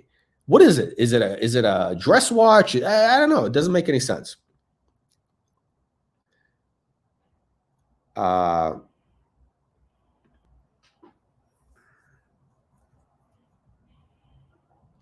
is it? I don't know. It's interesting. Okay. No, but what? No, but I'm saying Zenith they were using the movement in the Daytona. That's what I'm saying. They had the Zenith in the Daytona. That's the whole thing.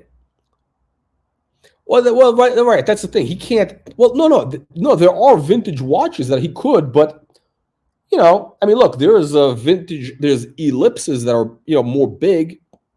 No, there's plenty of vintage watches that are like 30. Let's call it 36 millimeter. But here's the thing: 36 millimeter is actually it's fun, and you know what? The guy should lose some weight. That's why you got to stop feeding him. Stop feeding these rats. Stop feeding those rodents. You guys are feeding those rodents. Oh, okay. I think I understand what you're saying. I think I understand. Yeah, okay. But yeah. So again, the verdict is in. The verdict is the Archie collection. This is the Archie collection as we see it today. Real time. This is a real-time satellite photo over Brisbane. Shitters. All shitters. There's actually not one watch in here that I would wear. Not one. Even the World Time. I would get that in yellow gold. Actually, I don't think I'd buy it. But if I did, it would be yellow gold for that one. The Submariner is too big. It's the modern, no good, garbage. Wow, nobody likes that Zenith. I have seen it in person. I thought it was kind of a cool watch. Again, we got the Archie crime photo. 3 same Calatravas. Identical. And he could have had, what could he have had? Wow. Perpetuals, everything. The world was his oyster. And he let it all pass him by. No, I hate that. That's the worst thing. That is so ugly. The claws in it, I think, is a fucking disaster. I don't understand. I think it's an ugly watch. I think it's like painted ugly. It's like just a total disaster. It's like a dumpster fire, literally a dumpster fire. Listen, I'm getting more and more irritated with Patek because they do have quite a few shitters. They do put out. They do put out quite a few shitters. And it's very annoying. But yeah, that's the Archie Luxury. Wait, Patel, you're jerking me around here. I thought that the Baron of Bondage was coming on. I'm here, and he's not here. Where is this guy? Where is the Baron of Bondage? I mean, what am I supposed to keep the punters here? Patel, how much time do I have? What the fuck is this? What am I on here for an hour and a half for a couple of degenerates from the Archie channel? They should be. I'm rebel streaming, for God's sake. That's the point of rebel streaming, so that they come in here. Hang on a second. Let me see what else I can pull up.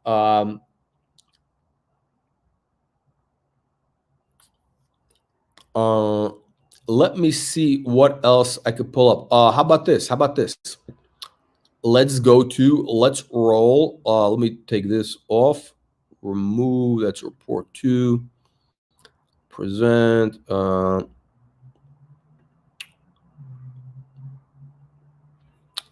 How about, let me see, 7. Okay. Here we go, Patel. Here we go. Zenith. What do you think of this new Zenith?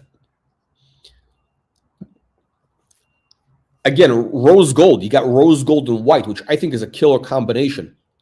The bracelet, whatever, blah, blah, blah. Rose gold and white. You got triple calendar. Triple calendar. Triple calendar. Hang on 1 second, guys. 1 second.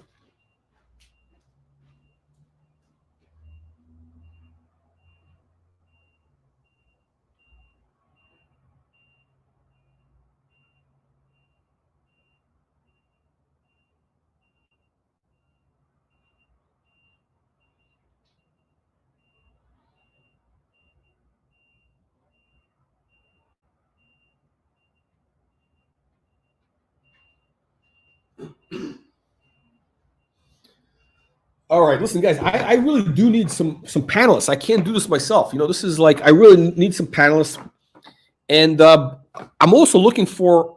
Look, here's the truth. Here is the truth.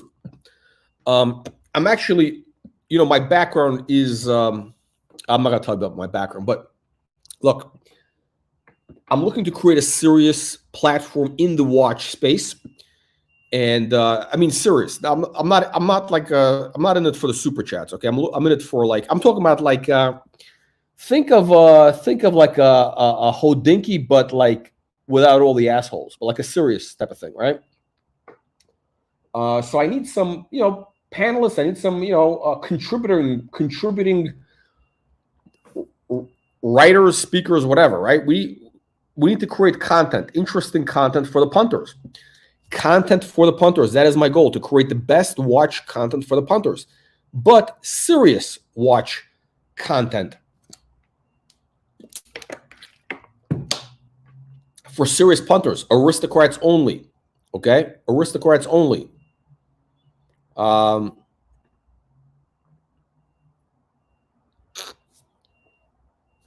you go. We're here to steal the leads. We're here to steal the leads.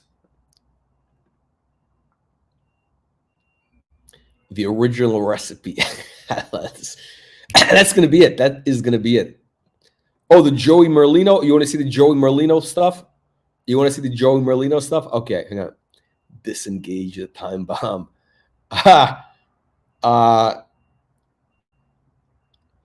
Okay, hang on. Let's roll through this thing. Okay, so boom. Universal Genève. Buy, sell, or hold. Which modern Pateks? $5 super chat.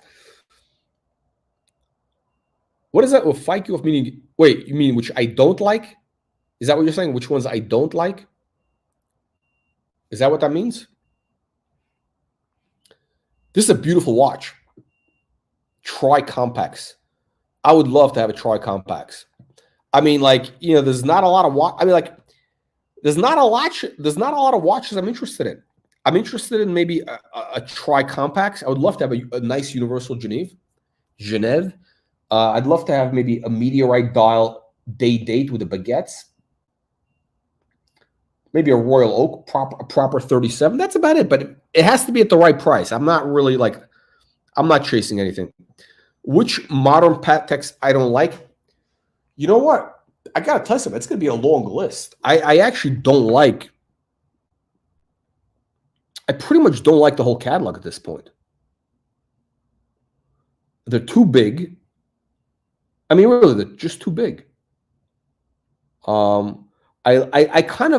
would like to like the Nautilus. What is it? The 5740? I think the Perpetual, the Nautilus white gold Perpetual. But again, the Nautilus design, I've come to kind of realize it's a dated design, meaning like it's a kitschy design. I'm done. I'm done with Patek. I'm very bothered with them. Look at this. Oh, you want to look at the PP page? Okay. You want to see the PP page? That sounds like some sort of that sounds like something that what's his name guy would like, the German guy. What's his name? PP page. Okay, here we go. Let's do this. Here we go. Oh, $10. Oh, super chat for business. Yes. $10 super chat from Neil. Okay, here we go. Here comes the Patek Philippe page. Wait. Here we go. Share screen. Patek Philippe. I tell you, it really bothers me. Because I really feel that my investment could be at risk because of this new design stuff. I don't know about this stuff. Like I'm really concerned about the new Patek. I'm glad you brought this up because seriously, like I'm really concerned about their watches now. I really am. Like I think that their whole brand could be at risk. I don't see anything here I like. I mean, and here's the thing. They all have some interesting elements. Now, this is a fucking disaster. What is this thing here with a fake, what do you call it, motif? It's got the fake, carbon fiber. I mean, this looks like a kid's watch. I mean, this is a disgrace. It's a disgrace for Patek, and the numbers, everything about this watch is wrong. Everything is wrong about that watch. It is a disaster. It's a piece of shit. They should be embarrassed. I mean, this type of thing really, really bothers me. It's really, I don't know. I mean, I'm concerned that Patek might go bust. Not bust, but you know what I'm saying. It's not good. It really is not good. Now, I like this funky surface. I kind of like, it's got some vibes, but I don't know what this is. I mean, it's got some beautiful elements. I love that coin edge, whatever you want to call it, the pyramid thing, Clou de Paris. I love it. I don't like the way the lugs are. They're kind of loose, so dirt's going to get in there. I like that dial texture. But I don't know, you're trying to do a vintage. I mean, again, they're doing, like, these things should be like Oris or somebody. This is not Patek Philippe. 5172. Which one? That's the hang on. I add the numbers. I get Patek 5172 is the I'm not a chronograph guy. I'm not, so I can't get into it. I know it's a thing. I know that's like a thing, but I can't get into it. I just can't. I'm not a chronograph guy. They just don't do it for me. Yeah. Sir, you are not an aristocrat. This man is not an aristocrat. You got to invest $4.99 to be an aristocrat.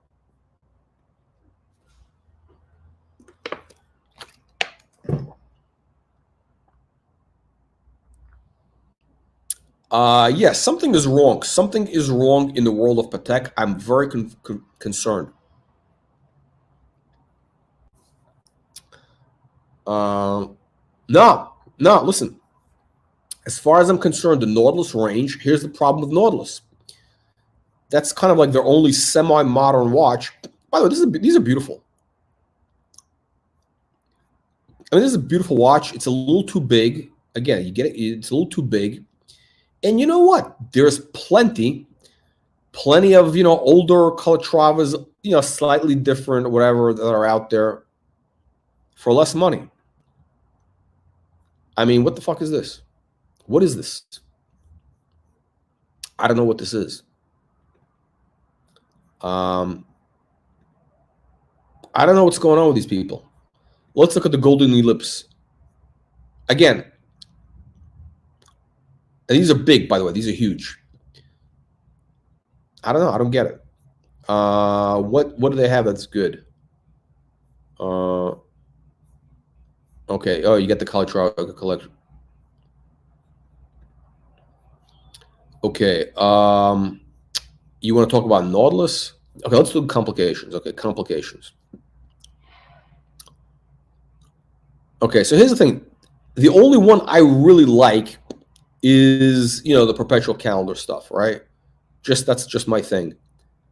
I don't really like these. I mean, the 5396, again, beautiful watch. You know, I had this, you know, the blue dial rose baguettes. I don't like this 24-hour indicator. That should have been a date. It wore too big. I mean, this is a beautiful watch. It's a beautiful watch. Beautiful. But, like, I don't know. What is it? Chronograph? I don't get it. I don't get it. Just not, maybe, you know what? It could also be. It could be that, you know, sometimes, you know, it's just like, you know, the design, you know, it's a different thing. You just don't get it. And maybe I don't get it. I think this is kind of interesting. The green, this guilloche, I think, is beautiful. The font it looks right. They finally got the font right. I don't need this complication. You know, I don't know what the point of it is. Chronograph. You know, whatever. It looks interesting though.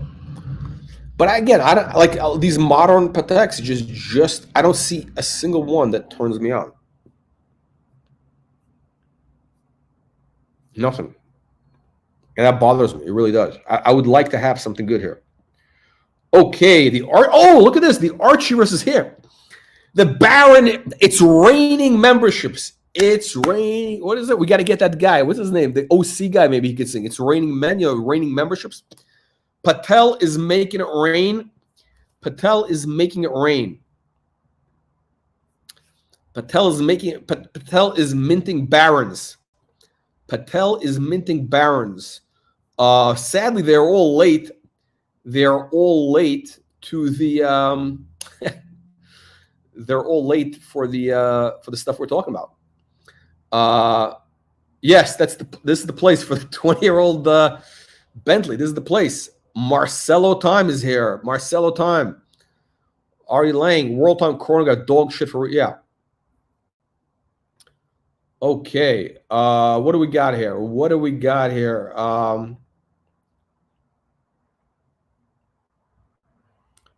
Dirk Diggler.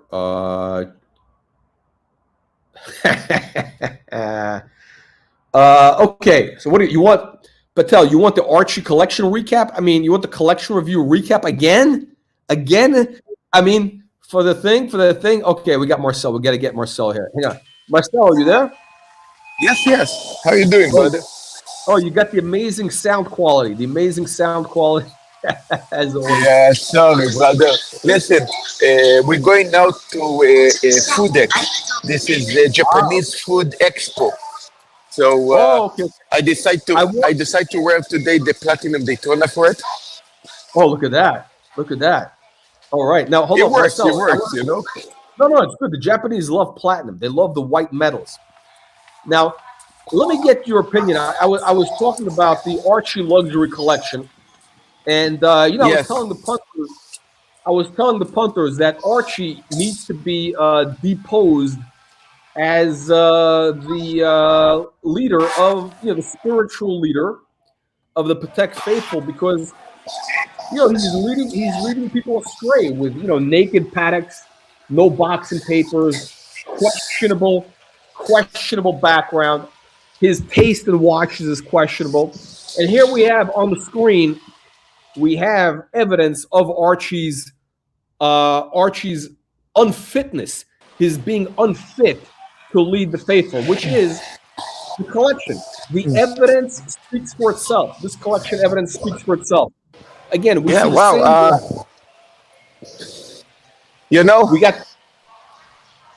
You know, I need to say, I think my opinion is irrelevant, but you know what? The opinion of the people. We have now 80 people watching. Maybe some of these people can give their opinion. Maybe we can pull a poll. Maybe we can make a poll. And how do you make a poll? Oh, how do you make a poll? So I need somebody. How do I get people? I need like somebody to be. Hang on a second. This guy Mookie, I think, could do it. Mookie. How do you do? Make shit. How do you make a guy? What do you call it? How do you make a guy a wrench? Shit. Okay, I don't know what. But anyway, look. Here's what it is. What I was saying is this. Look, the issue with Archie has been from day one that Archie has never had any taste. He's been lacking in taste. He's led people astray with shitters. He had the opportunity to have an amazing collection because, look, he's got right now, 75, 100 grand worth of watches, right? He had that big insurance settlement from the the fake robber. I mean, whatever. And what does he got? He's got 3 of the same chronograph. He's got the basic bitch Submariner. He doesn't have any vintage. He's got no vintage watches. He doesn't have a perpetual calendar. You cannot be a serious collector without a perpetual calendar. Full stop. If somebody has some watches or whatever, okay, great. I don't care. Nobody needs more than one watch anyway. Nobody needs any watches. But if you want to call yourself a pun, if you want to be the spiritual leader of the watch community, you must own a perpetual calendar, or at least a tourbillon. And this guy, he's got just garbage shitters. He's got the chronograph, the same. He had the 3 of the same Calatravas, all ridiculous stuff. He doesn't even have a Daytona. I mean, look, the guy should have at least a Daytona. Why would a guy have 3 shitter chronographs instead of 1 Daytona? Wow. He used to have the past. I think he used to buy and sell. You know what? One thing I actually do agree with you that you don't buy a $100,000 watch case for watches that are cheaper than your watch case. This I agree.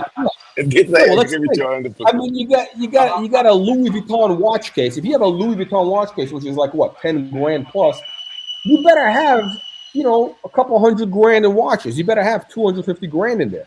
And he's got. I mean, look, you don't put an Omega into a Louis Vuitton watch case. I'm sorry. An Omega deserves to be a vinyl. This you don't do. Vinyl, cheap vinyl thing. And you got the Brege is a piece of shit. He's got the Zenith. He's got a Tudor. He's got the Tudor. A Tudor? You don't put a Tudor in a Louis Vuitton bag like that. Come on. Louis Vuitton watch case? You don't put a Tudor. Sorry. Yeah, you don't do that. Yeah. It's all shitters. He's a disgrace to the watch community. Right click on YouTube and add moderate. Right click on YouTube. Where is that? Right click on YouTube. Right click on YouTube. Where do I do that? I think on the chat area. Where is the chat? I gotta go in YouTube. I gotta go into YouTube. Hang on. Hang on a second. Hang on. Let me see if I can do this real quick. Let me see if I can do this real quick. I gotta do this inside of YouTube. Hang on. Yes, it's inside the YouTube in the chat of YouTube. In the chat of your channel. Okay. Hang on. Let me see what we got. Okay.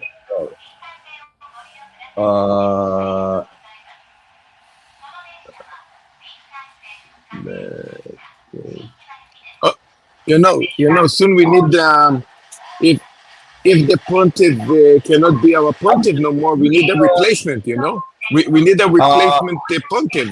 So I am saying what I'm saying is I am willing to humbly serve as the emperor of horology.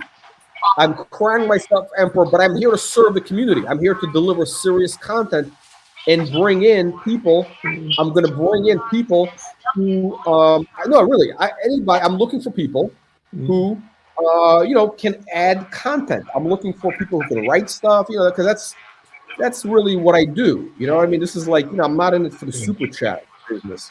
And I'm looking to build a serious watch channel and steal the lead. We're here to steal the leads. Okay? We're all about lead stealing.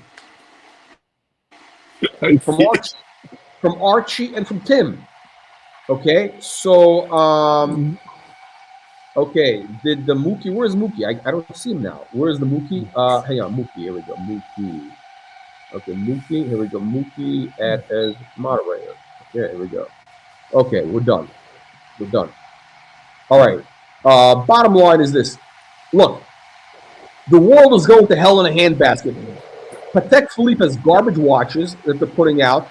You got the Bowden of Brisbane, who is leading the faithful astray. Look, I think the only good Pateks right now are the old ones. I think the only good Pateks right now are previous generation. It's I don't like any of the new stuff, to be honest. Let me see. We got Marcel buys $10. Okay. Marcel, do you have a watch case? Oh, actually, wait, hang on a second. Wait, Marcel, hang on. Marcel, let me bring in some new guys. Marcel, hang on. Let me bring. Yes. Hang on. Okay, hang on.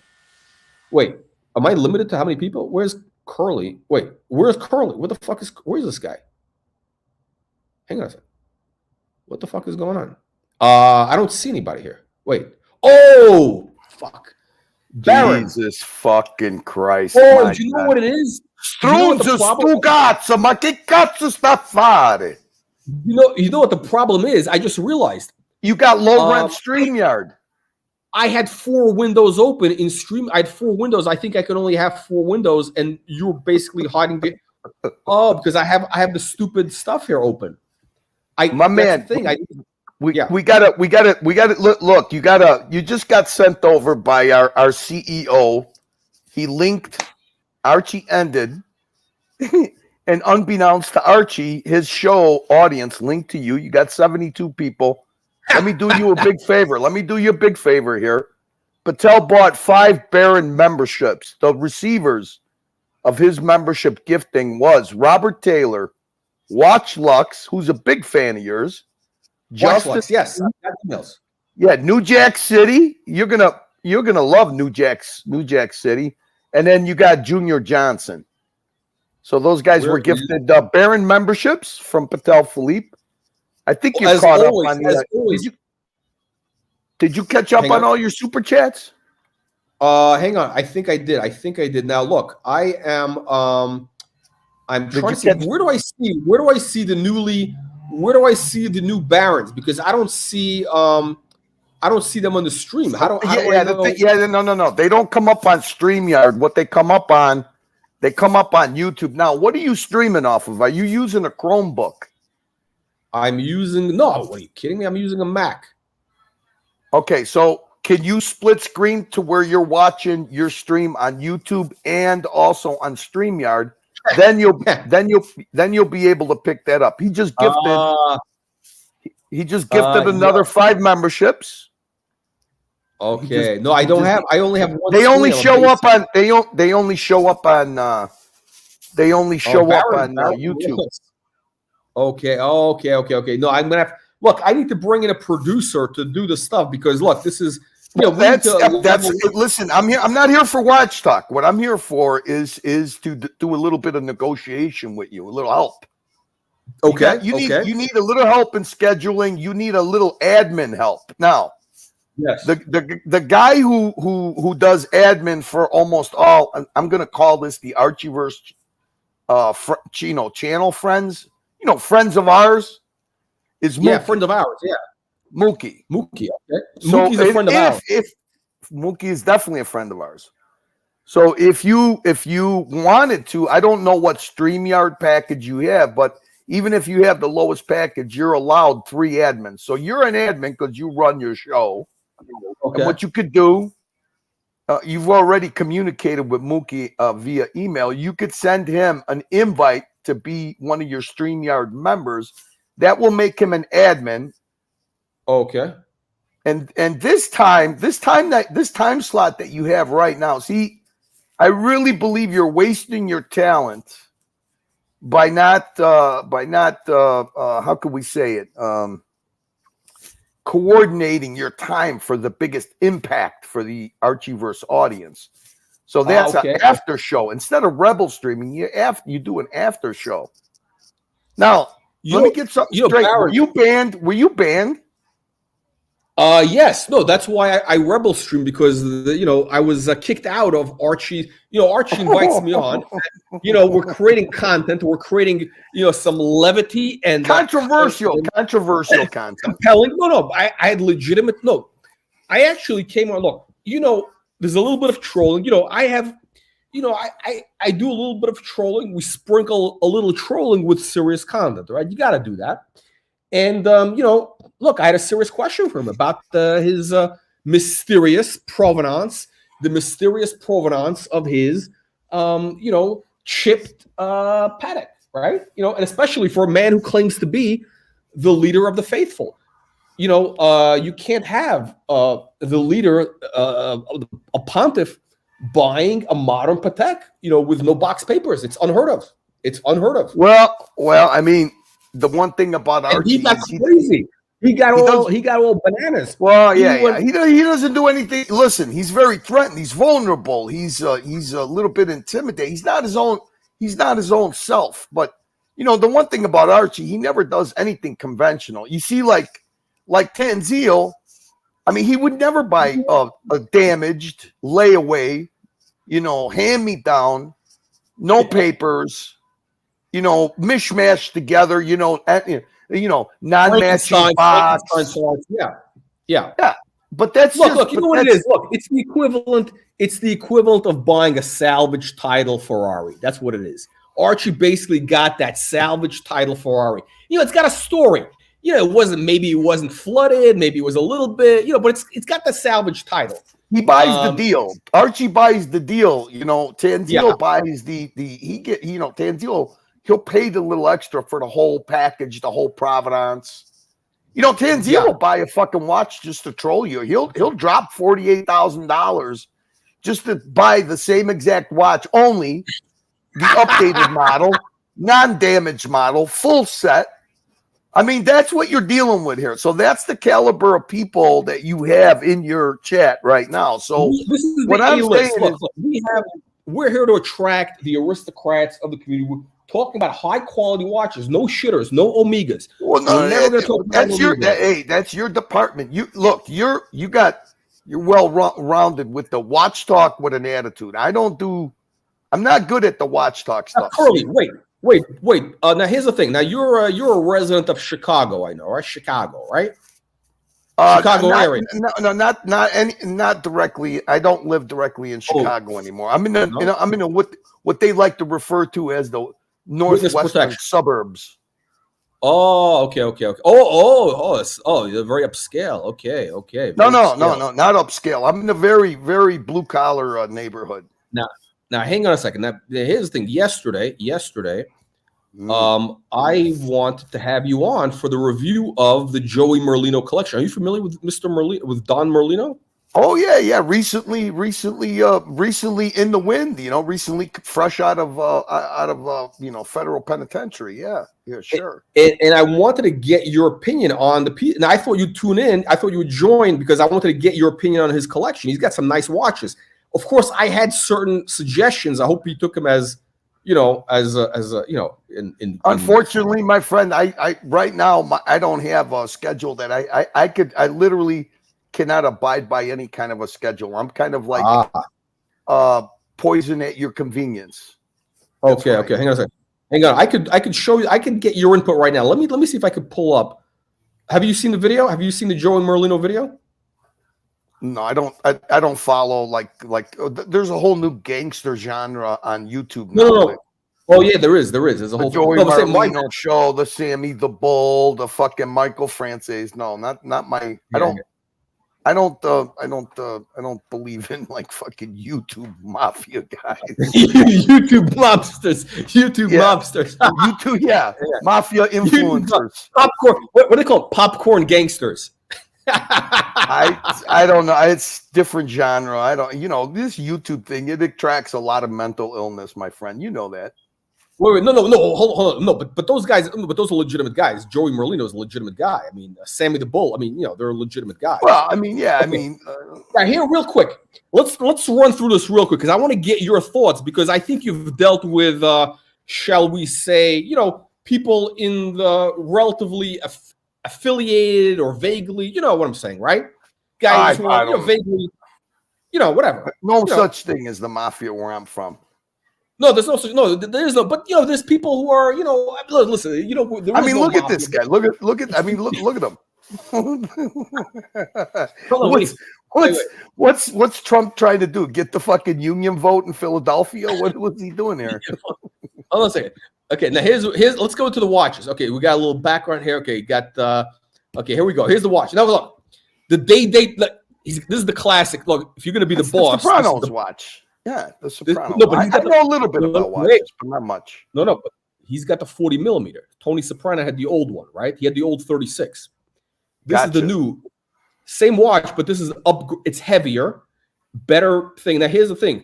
Curly, did you know with the old watch, with the old 36, the one that I have, the Tony Soprano, if you slap somebody across the face with that watch, the bracelet will pop open.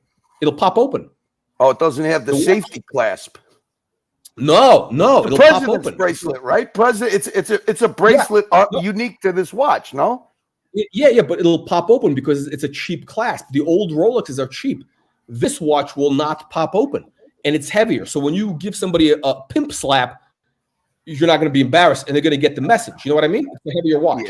Yeah. But you know what? I mean, if you're one of these guys, you have somebody else do the pimp slapping for you. No, you got to do. What about your? Maybe that's why this guy ended up in jail, and the other guy faded away into I don't know, at the diner. Look at that. That's disgusting. Now this isn't. Let me ask you something. Did you know that our friend the groomer? You have a super chat, by the way, by Patel Philippe.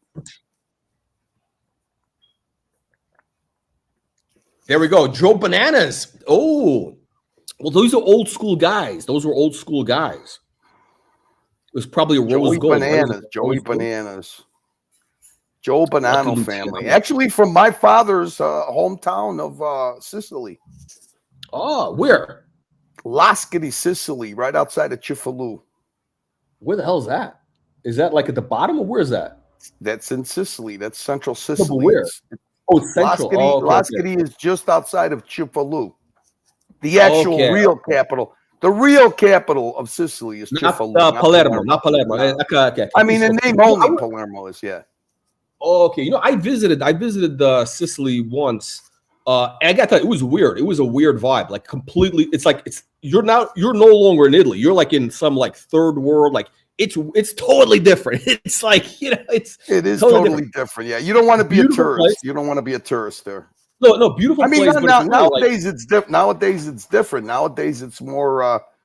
What's the word they use? Gentrified. Gentrified. Yeah. I mean, I was there 8 years ago, maybe, and what's interesting, a lot of place was bombed in the war, and they never rebuilt a lot of it is still like rubble, and it's like very like it's a totally they don't consider themselves Italian, they consider themselves Siciliano. No, I mean they're a different country. They don't consider themselves pretty much it is a different country. It was probably the most like you say you got the United States of America, but you got the federal government. So the federal government of Italy always neglected Sicily. That's why they always found their own ways of taking care of their own. No, but it was also always its own country. It's always been its own. It's historically, it's always been, Italy historically, all of Italy. I mean, what we know is Italy is really just a bunch of confederations of like really independent places. And the Italian, the Florentines don't consider, the Florentines don't consider the Neapolitan, they're all very like, what's the word? Very, they're racist like towards each other. Yeah, they're very like it's their own country. It's like very, it's only a modern country in the last 100 years, basically. Is it 100 years? I think. I would have to say after the war. I would say after the war. But this watch, listen, this watch is this watch is an embarrassment. It might be a quartz. It might be a quartz Corn Piaget. But this is like old school. This is like old school. Let me ask you something, because this watch reminds me of something that's relevant to our cause. The groomer, the groomer, the forehead. Oh yeah, the groomer. You were saying, the groomer. Back to the groomer. Now he seems to always show off and sport. Now when these guys have these sausage watch meetups, okay, you always got the Pepsi, you always got the Daytona, whether it's on an oyster flax or whether it's on a bracelet. You always got all right. But he seems to always go contrarian. What he shows up with is as he calls it, a mint as can be, crispy, King Midas Rolex. What's your thoughts on that? My thoughts on the King Midas. Paid very dear for it too. Very dear. Yeah. You know, it's kind of interesting. I would not expect that guy to have a King Midas. I really wouldn't, because that's kind of like vaguely hipstery, trying to be hipstery. Well, he's been in the watch collecting. He's been in the watch collecting thing since the start of TPG 3 years ago. So you know when watch collecting turned into a trend, it seems that the Timok channel attracted a lot of those kind of people. A lot of wannabes. Yeah. Here's the thing, that watch. So that design, my issue with that watch is, look, I think we got shout out. Hey, listen, wait. Let's start out the right way. Let's shout out a few people here. We got our resident perv, Ross Rachel Brady. We got JJ's watch hangout is in the chat. Shout out to JJ's watch hangout. We got good people here. You got NATO. You have Ivar. You got Watch Lux, who super chatted you. Very nice. Ivar. Got a few good people here. Oshin O Money. He's a great whiskey dick troll. We got Blondie's in the chat. Got a lot of good people here in the chat. Dirk Diggler. He's a warrior. He's an ex-gulag treated Tim fan. As am I. We got Captain Kirk. Got some good people here. We got Louis P. You got Once You See It, Damascus, 521 Trape. We got who else? Man, you got some good people here. Andreas is in here. Savron. No, we got.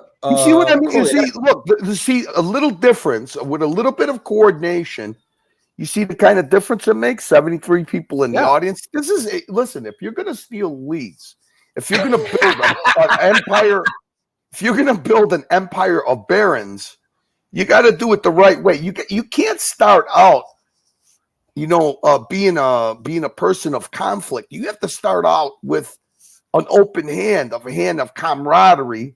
Then you stick the knife in fucking the hippo's back. You go in with the like a snake. You got to act like the snake that you want to be. You know what I mean? Like this guy. You got to be like this guy. JJ. No. Like, no. JJ's good people. He would never do that. Like this guy, like Merlino. You got to get your hooks. You Marcelo. Hooks yeah, like Marcelo. Exactly. You got to be like that. Except Marcelo doesn't know how to do it. Zeppi is a baron. Definitely no. Zeppi. Hey, this guy's got his own compound. Zeppi is almost like a Dutch. He's got the Dutch. He's got his own castle already. Yeah, Duke. Okay. Duke. Yeah. Now, so how's the people think that me and you are related somehow? See, I'm soon to be exiled from the Archieverse if this relationship doesn't go well. I'm being blamed for bringing you over there because people think that me and you are related somehow. You know what I mean, cuz? Yeah, cousins. We're cousins. So I might need you as an off ramp. So please leave your options open because I may be. Have you ever seen when one of the cult of the living dead gets exiled? No, but this was the theory of the guy, the docs report, that this was the off ramp for you and Patel. Well, because look, unbeknownst to our dear fucking demented, dementia patient in Florida, he does have some validity on what he says. So he could see the writing on the wall of my future up and coming exile from the Archieverse, because that's what happens when Archie feels threatened. He picks one person, one cultist, and he exiles them and uses them as an example. He's a Stalin-esque figure. Yeah, when you got to use somebody you got to use a strong personality as an example. See, it doesn't work when he tries to do it with Bear. It doesn't work because Bear is too vested into the Archieverse. You know what I mean? Me, not so much. I really don't fucking care. But I think that this is fantastic what we're doing here. We're building a rat ship. We're building a rat ship. You have been evicted from many communities. You've been evicted from the fishing community, from on this. You heard about that? Yeah. I've actually had fucking things vandalized. Those fishing guys are fucking crazy. They're worse than you watch guys, man. Post a couple of pictures of some fish, and that's it. They just and you don't even fish. You don't collect watches. You don't fish. But no. As a matter of fact, I did today. Wait, Crowley, I got a question for you. Today is March 4th. Did the grifter of Venice pay his rent? You know what? They actually did a show today. He's sprouting out his tentacles into many people. So today he did his show on his one of his satellite channels called The Fashion Police. The Fashion Police. Oh, The Fashion Police. Yes. This is a new show. This is a new show. See, I mean, look, I love these walks and talks that you do, at the racetrack, up in the fucking mountains of the Sierra Mountains and all that stuff. But I mean, you're kind of like fucking, you're going after too many targets at once. We got to get you honed in. You know what I mean? Like a sniper rifle, it's one shot, one hit. So we got to get one person at a time in your sights. That's up to you. You could do whatever the fuck you want to do, but I'm just telling you. Oh, you mean between Tim and the other? You mean that type of thing? Yeah. There's some good drama going on there. I'm not going to be able to my future here is bleak. Not here. My future in the Archie verse is a little bleak because of I have a lack of time on my hands coming up. In the next so let's me get your opinions on the Joey Merlino. We'll talk about the Joey Merlino collection. Yeah. So again, we got back to the watch. Hey, are those Porsche Carrera glasses he's got on? For sure, they got to be. They got to be that. It's an '80s look. He's got in the '90s. Yeah, the early '90s, late '80s. Those I used to have. It's an old photo, but look, he's very up to date. I mean, he's very now he's up to date with. He's a guy who's got style. Nice guy dweller. Archie used to have one of these. It was gifted to him by Bondage and Discipline. That was one of his stolen watches. Everybody really wanted him when he went to the USA. Instead of taking that stupid fucking Explorer, everybody wanted him to take this Sky Dweller, and he refused to do it. He would have been much better off if he would have took the Sky Dweller. Then when he came home to his massive robbery that they did, and they took all his watches and destroyed his Louis Vuitton boxes, he could have had the Sky Dweller, at least the sole remaining watch of his previous collection. But instead, he took that stupid Explorer with him, and he ended up with that instead of this. Yeah. No, this is. Let's take a look at this. So he's got this watch. Wait. See, you see what Blondie's pointing out the obvious. Look. Yes. Curious to see how strong the Pontiff's love is for Curly after this. Well, I could tell you, Blondie. Yesterday, when he started, yesterday he was so fucking perturbed that he actually had to end the show and start another show. Because you're kind of rattling the fucking walrus. So, but what he did was when he ended the first, failed to launch attempt at a show, he started his second one. He said, "Okay, I really want to get some important panelists on here to help me out. Let me get, let's see, can we get Kelsowitz? Can we get JJ? Can we get Tan? Can we get Bear? Can we get Chris from the Watch Lounge?" And then he mentioned like 4 or 5 other people, but he never mentioned old fucking Curly. So see, I know I'm out the door already, but it doesn't bother me. I'm used to it. Yes. So here's the issue with this watch, right? The white dial, I believe, is the problem. If you had like the blue dial, the green. I'm partial to white dials. I hate to tell you. Really, no. This is very basic. This is very for this watch. You gotta have something that reacts to the light. You want to have a little, something that's got a little sizzle. This is very basic. This is like very a starburst or something. Some kind of yeah. You don't even have a watch. You don't even wear watches. What are you talking about? I got a Tissot. That's the best I could do, my friend. Tissot, ice blue dial. Okay. Tissot. Well, look. Have you noticed? Nice. Do you see what he's doing? He's matching. Look at this. He's matching the white dial to the white shirt, yellow to the sweater, right? You see what's going on? This is a man that he owns these watches, or you think somebody's borrowing him these watches? I thought he owns them. Somebody made a comment that he's borrowing them for the show or something. I don't know. I don't know. You know, it would be kind of embarrassing, but you know, let's assume he owns them. I mean, a guy like him, you could do a little bit of understatement of an understated flex. It would be nice to see like baguette diamond indices on something like this. Yes. Well, hold on. I love baguette indices on these stick indices. I find them very. Hold on, wait. I will show. At the last slide, I'll show you. We got a surprise coming up. Now look, he's got this thing right. He's got some heavy hitters, right? He's got heavy hitters, right? The Oyster Flex. How do you feel about the Oyster Flex band? I hate it. I think it's tacky, but you know it's very comfortable. It's very boring. It's very boring. Black. I don't like black straps. I don't like this. This reminds me of a fucking Explorer. Basic bitch. This is a basic bitch watch. I mean, this is not for a guy of his, you know, standing. I mean, a guy who's the boss of the family, allegedly. X. Oh, okay, but still, you know, at least a green dial. I mean, for all we know, he might be an FBI informant now. We don't. No, he's not a rat. No, he's not a rat. No, but wait, he's got the Audemars Piguet, the in gold. Now you know Oisin has one of these, but I have an issue with the chronograph. I think for Audemars Piguet for the Royal Oak, you gotta have the clean dial. You don't want this like chronograph because it's not their thing. If you're gonna go chrono, you gotta do Daytona. You want to see that? What do they call it? The wafer pattern. You want to see that? Yeah, I gotta see. That's what I'm paying for. Say it again. Wait. Say it again. This is a new word I'm learning. What is it called? Tapisserie. Tapisserie. Tapisserie, yeah. The tapisserie.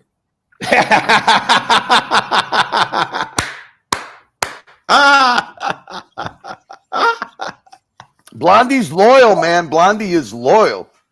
Oh shit. Good for Blondie. Funny. Good people right there. Congratulations on Suki. Blondie, I saw the picture of your beautiful new dog. Beautiful. There is, I think, a meteorite. How do you feel about the pets? Me? Do you have time for pets? Or are you too busy? No, you know what it is. I travel a lot. Yeah, I wouldn't be able to do it, but I know you like horses, especially the mini ones. I don't know. I mean, I'm not gonna own. I mean, I don't own any, but. No, I mean, listen. I like animals, but you know, I'm not set up to the logistics of having it. It's like it's a whole traveling is hard. Traveling is very hard when you got. Pets. It's basically it's a whole story. It's very it's a whole story. But no, it is. It's great. But so my issue is that you got to have the dial. You want to see the dial. You want to see the tapisserie dial. I can't believe you fucking literally. You got banned then. You got banned from the fucking. Yeah, he kicked me off.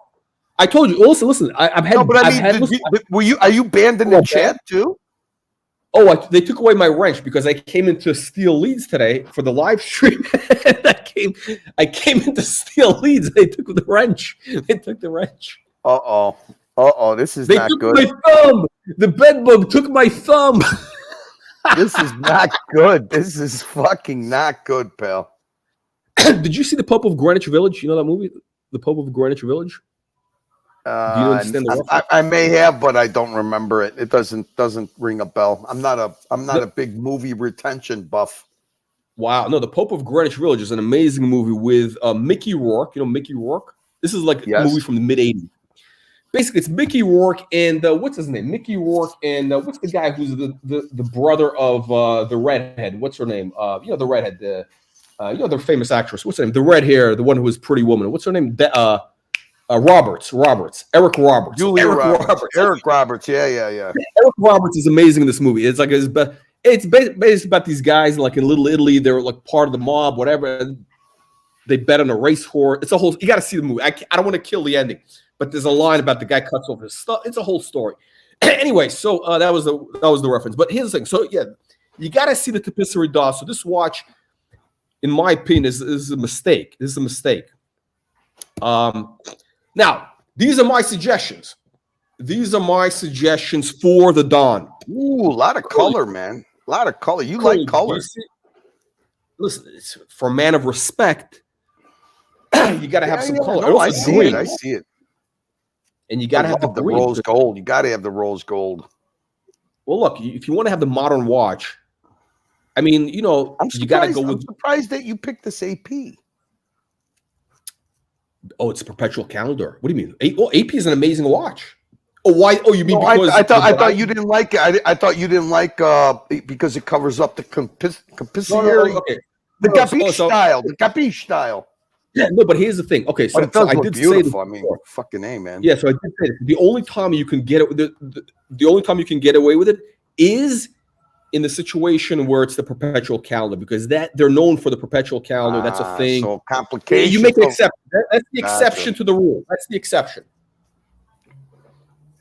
Fuck, man, I'm learning a lot here. This is an educational channel. It's an educational channel. They Not good, but hilarious. What did he say? What is Robert Sung? Robert Sung. What did he say? Robert Sung says not good but hilarious. What's not good? It's just reality. I think they're talking about the movie. I think he might be referring to the Pope of Greenwich Village, which, by the way, one of the best movies of all time. One of the best movies of all time. I like Mickey Rourke and Bullet. Did you ever see the movie Bullet about the Jewish knockaround guys? That was a Bullet. Yeah, Mickey Rourke was in Bullet. No. When was that made? Bullet? No, was that in his early days? It was like the 90s. You had Mickey Rourke. Now let me think of the you had three brothers. Mickey Rourke was one of the brothers. The guy you just talked about him the other day. There was a crazy brother from Vietnam that fucking built a bunker with the poor Jewish mother. He had to handle all three of these guys, and you just got to watch it. Watch it. Bullet. Okay, no, free movie on YouTube. I think Mickey Rourke was excellent. No, Mickey Rourke. No, so this is an amazing movie, Pope of Greenwich Village. Basically, the storyline is basically these guys want to get out of the mob. They want to make a big score, so they bet on a horse. And basically, this horse is like a 100-to-1 horse.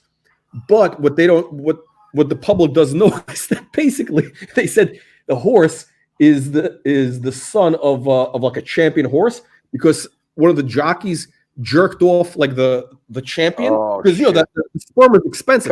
But he jerked off. You got as he calls it, the champion jism, and he gave it to this other horse. So now this horse is called Starry Hope. Starry Hope. He's got the champion. You're getting critiqued on your visual aids. Look we got Pavel says proof of bargain PowerPoint presentation. Oh gee. Hey, guess what? Hey, Pavel, guess what? I'm not even in my broadcasting wanker den. I'm on my Chromebook today. What do you think of that, Pavel? This is low budget as it gets, but hey, we'll muddle through it. This is one step. This is baby steps, Pavel. These relationships are baby steps. Okay, you don't get to the anal fisting right off the bat, first date. You know, some people watch anal she-male porn, and some people, fucking take their time and nurture a relationship like this. JJ, you lived. Actually, I lived on Watt Street. I lived like 3 blocks from where that what is it? I think they built a pool there. Where they drop a link. Why don't you drop a link? See if somebody's interested in jumping on. Or what do you have? How many people are you allowed on your stream? 3? I can put in whatever. I don't know. No. It all depends on what StreamYard package that you're I can have 6. So you went for the medium StreamYard package. Okay, I understand. Yeah, I've never had a need for whatever. That may change. Never had. Change. You never know. JJ, did JJ live in Soho? Because that's where it was, or actually could be Little Italy, because they did parts of it in Little Italy. JJ is Mr. NYC, man. He's the NYC correspondent for all watch JJ's welcome to come on. JJ's welcome to come on. I want to have serious watch people here. I think that you would be very, very interested. I think JJ's got one of the best watch collections in the Archieverse. Oh no, I've seen his watch. You got nice stuff. I like his stuff. I think one of them I didn't like, but he's got. What'd you do? You reviewed his watch collection? Huh? Holy fuck! You reviewed his watch collection. See, when you just jumped, you just fucking just went flying out of the starting gate. Here we go. Bullet. Who's Bullet? Who's that? Payback's a motherfucker. Who's this? Karma's a bitch. It's JJ. Who is this?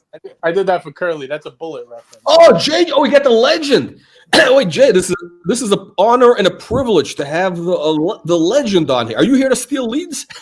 I'm here. Yeah, I'm here for the leads, man. I'm here to defend Marco's honor now. That was pretty funny. We called him. Would you call him the doughboy with the Taliban beard? The Pillsbury doughboy with a actually, that's not my line. That's a line that came from who's that guy? That guy Juan, Opus in Time, Opus. That guy Juan in Miami. He called dropping. Another fucking amateur. Wait. So JJ, where did you live? I lived in Brooklyn, right where they filmed that, like by the edge of Long Island, Benson. No, it was filmed in Little Italy. The Pope of Greenwich Village. You're talking about a different movie. I'm talking about Bullet. You're talking about Pope of Greenwich Village. Oh, okay. Okay. The Mook. That's a different movie. The Mook, right? That's the Mook scene. Curly, you never saw that? Pope of Greenwich Village is a great movie. I did not. I might have, but it didn't retain, JJ. When they're in the candy place, remember? Hey, Colonel. You see JJ's avatar down? You see on the bottom where our avatars are? You see his avatar? Yeah. Okay. Click on those 3 buttons, and it's where it says mic settings. Is it possible that you turn his mic up? Edit mic settings. Yeah, and then you'll see a slide bar. Turn it up because he's pretty low. It's great. No, it's great. It's grayed out. It's all the way. No, it's because it's on automatic. If you uncheck it, then you could raise it to manual or whatever you. There we go. Talk. Giving away all the live streams. There you go. You just did it. He sounds better now. Okay. Giving away all the live stream secrets. Everybody's going to be stealing our business here. The grift will continue. Stealing the lead never ends. Hold on, JJ. Now, I want to get your opinion on this collection. You saw this thing with Joey Merlino. What do you think? Do you think that these are the proper watches for a boss? Boss.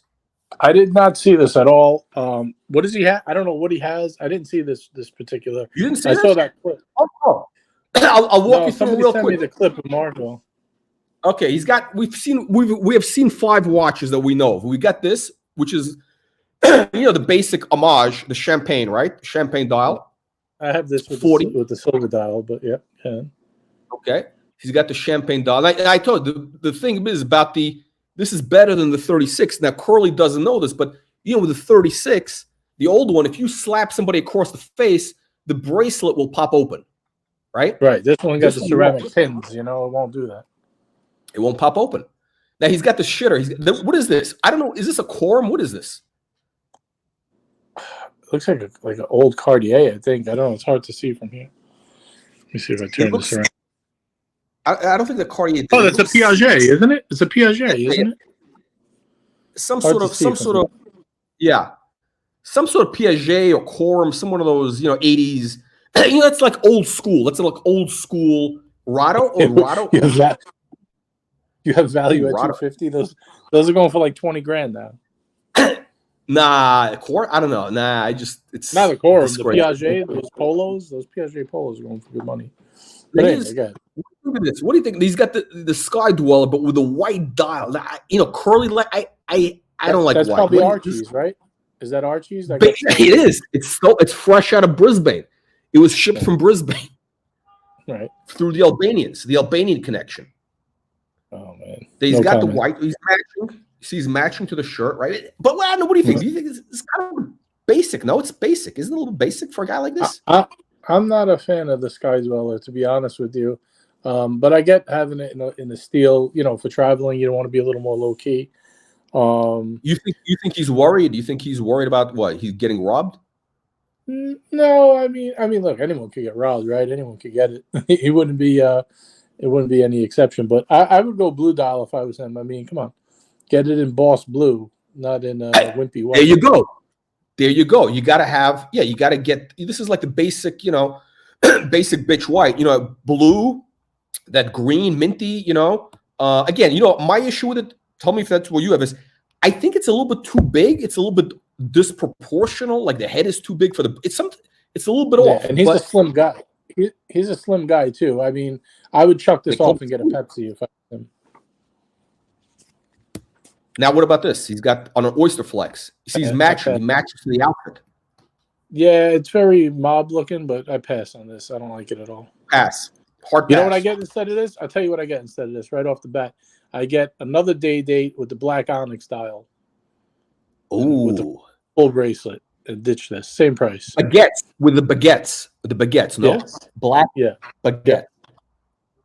Yeah. That's actually a boss move. It's funny. I didn't think of that. JJ, this is why we have you on. Because, I realized, that's a very mob look, the black and yellow, right? The Ferrari logo, the black, the gold. It's a very 80s type of thing, that would work. And the diamonds and they're low, the baguettes are low. Like Trans-Am-ish. Like a Trans Am. Oh, yeah. Pontiac Trans Am, black and gold. Yeah, that's the look. Not that green, not the rose gold green. No, that's the look. That's the look. The black with the baguettes. Now this is embarrassing. I don't know, JJ. I mean, you don't need to. He seems to have like the same. He seems to like the same style over and over, right? It's like the date just look.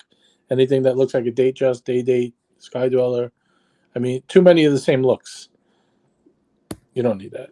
That's cool. I don't like. I don't know, man. I'm a picky fuck. You got the wrong guy. Like I will nitpick every collection. I don't like AP chronographs at all. Really nice. Why? Looking, but tell me why you don't like AP chronographs. Oh, AP chronographs because they're shit. They break all the time. They're not reliable. They can't get it right. They could make a perpetual calendar that works perfectly, but their chronographs fall apart every 5 minutes. They're terrible. What's interesting is I was in their boutique. The one in Vegas. Actually, I was there for the bullshit. The bullshit jerk off session. And while I'm there, some guy walks in. He says, "Oh," he brings in his new chronograph. He says, "Oh, it's broken." That's super common. Breaks all the time. My issue with this is this, right? Like, I feel, look, if you're going to get a chronograph, whatever watch it is, you got to go for like what the brand is known for. Best in breed. Like, if you're going to go for Patek, you got to have a perpetual calendar or something. If you're going to go for a chronograph, you got to go for the Daytona. A Rolex Daytona is known for, or I guess speed. I'm just not an Omega guy, but the Daytona. If you're going to go with chrono, and here I was telling Curly, I want to see the tapisserie. I want to see the tapisserie. I don't want to see this mess of little dials. I mean, hey, you got a guy on the panel who thinks that the Daytona is for carrying exhaust pipes on your shoulder. It is. Well, it is. Listen to how JJ treats his Daytona. No, I usually treat it good, but I had to go pick up an exhaust for one of my Mustangs. I have like some older Mustangs, like early 90s. No, but that's what it's for. That's what it is. It's a watch. That's not an aristocrat's watch. The Daytona was made for grease monkeys. Mechanics, guys driving race cars. It was made for guys getting oil in there. Well, it was the gold one on Oyster Flex, though. It wasn't the steel one, but still, yeah. No, but same thing. The DNA is the same. It was meant to be beaten up. Yeah, well, it got beaten up a little bit, but yeah, I hear what you're saying. I want to see the tapisserie. I would get a 3-hander, get something like 15-5-10 in gold or something like that. Maybe rose gold, or actually, you know what? You could. I would do a couple. I would probably switch up a bunch of shit. If I was you, if I was him, I'd get rid of that day date. I wouldn't buy a second day date, to be honest. That's what I would probably buy. You only need one. You only need one day date. You don't want to be like Archie with 3 of the same watch. Right. Get rid of that Sky Dweller though, and I would get myself a nice 3-hand AP Royal Oak 15-5-10 with a black dial. And then I'd get rid of this one and I'd get a Meteorite Pepsi to travel with instead of that fucking wax Sky Dweller. That's what. Oh, you don't like the Sky? You don't like the Sky Dweller with the mint green, the rose gold? Well, the mint green nice. Or the rose gold one's nice, but I think it's too big for him. He's not a big guy, Joe. He's a skinny guy. In the pictures, it looks. But here's the thing, also, like, look, this guy is. I don't think. Look, listen. I don't know of any Italians who wear white gold, because if they're gonna wear gold, it's gotta look like gold. It's gotta be yellow or rose. He's not buying a white gold. It's ridiculous. I got white gold. Why not? Are you Italian? Yeah. How do you know? How do I know? What do you mean? How do I know? You might not be legitimate. You might not be a legitimate Italian if you're going to wear white. I've never seen an Italian wear white gold. Never. I make no. My 52 Patek is a white gold annual calendar. Which one? What do you got? Patek 5205 annual calendar. The annual calendar 5205. That's the it's on a strap though, yeah? Yeah, I don't buy I'm not an Aquanon Nautilus guy. I had all my Pateks were white gold or platinum. I had a 5960. You're like a misfit. You're like an anomaly. You're an anomaly. Yeah, you're an anomaly. No, it's no. But in the mob, listen. In the mob, you're definitely show JJ Archie's watch on a bracelet. Which one is that? The world time on a bracelet, but that I didn't know that they made that watch on a bracelet. It actually looks pretty good. Oh yeah, I showed it to them. They said it was dated ugly. They didn't like it. No, I was saying, look, because the date that world time is like a sex tourist watch, right? So you want to you can't wear a leather strap when you're going into like these massage parlors or you're in these humid environments. It's raining, Manila and Bangkok. You want a metal bracelet, right? So that's why you want to have that full bracelet, metal, the rose gold. Ooh, Blondie says white gold is above Baron level. No, I personally have white gold because it just looks better with me, and also it's more low key. Like my what do you call it? Is what's that? I said you have an Italian in you. That's why you got the white gold. No, the one. Okay, so my Patek, the 3940 is white gold. My Ellipse is white gold. My what else do I have that's in white gold? I was gonna say, you're from New York or no? I am, yeah. All right. Would you get offended if I guess your nationality? No, guess. We're from the same neighborhood, not too far. I'm not too far from where I'm going to say definitely Jewish from Brooklyn. Yes. You know what you sound like? And again, no offense, but when I saw the Colonel, I was like, Colonel Sanders. Then I was like, holy shit, he sounds like Bernie Sanders. No, Bernie Sanders. That's funny. That's actually funny. Funny. I actually had my neighbors that I grew up with were Jewish, and you sound very much like them and a few guys I know. But like the street Jewish guys that were from like the neighborhood, you have very much like. As soon as I heard you talking, I was like, this guy's definitely Jewish from Brooklyn. I could tell. You know what I mean? So the only day date that I would get is white gold meteorite dial with the baguettes. That's the only one I would get. I couldn't wear the yellow or the rose. It's too like loud for me. It's too much, Wait, which one would you get? White gold what? White gold meteorite dial with the baguettes. What day date you talking about? Day date, yeah, for day date. Yeah, that's nice. I like that. It's the only model they're doing a stone dial, right? All the other stone dials are pretty much relegated to 36 mil, all the fun stuff. Yeah, listen, I like the Pepsi thing. I like that Pepsi, but I find it's a bit of a gimmick, the thing with the Pepsi, the red and blue. I'm not sold. I'm not sold on that ceramic. Like, I mean, it looks cool, but I'm not sold on it. I'm just not sold on it. You know what I mean? 20,000 extra for a meteorite dial instead of a black dial, basically.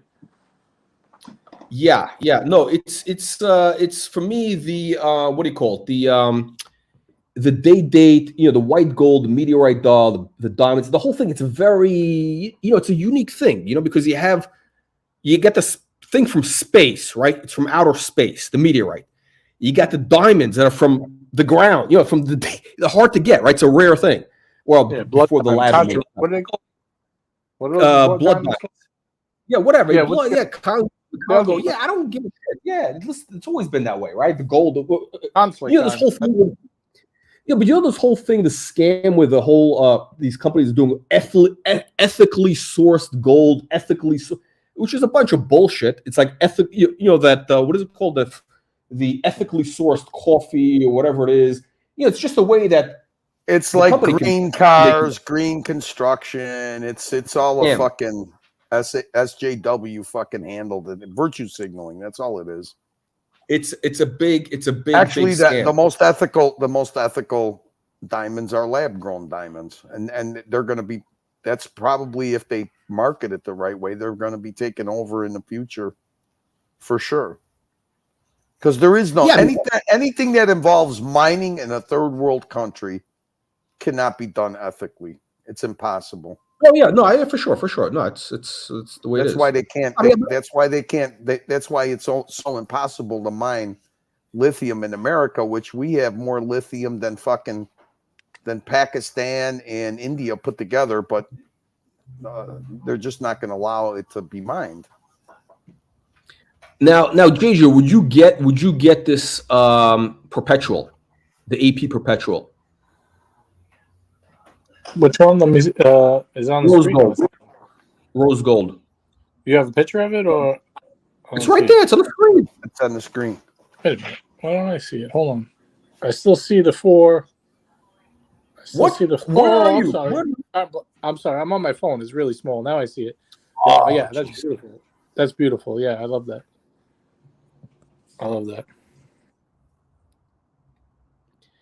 We got Baron Philippe Moonwatch. Oh, you talk about the Omega. I really hate that watch. I hate Omega. Man on the fucking moon. Yeah. I'm not a fan of Omega. Listen. Does the phrase make the watch, or does the watch make the phrase? That's the question, right? You have to think one more time in the chat. I want to switch devices. It's too hard on the phone. I can't see shit. I can barely hear. I'm gonna swap over. Just drop it in the chat. I'll switch on. What are you gonna do? He wants you to drop the link again, so he's gonna switch devices. Drop the link. Okay, drop the link. Okay. Yeah. JJ is a stickler for quality presentations.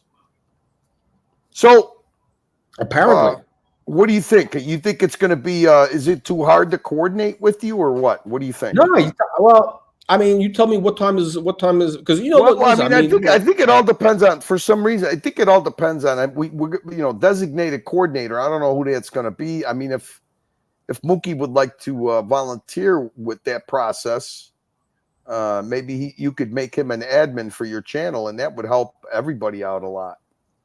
As far as coordination goes, Patek Philippe, where you here, just so you know, I mean, Archie's like Kim Jong-un. He's like the figurehead, but really the generals is what runs the whole thing, right? So Patel is general number one. So coordinating with Patel, then coordinate with Mookie, and then you can optimize the impact. He's never available. Patel is a busy guy. I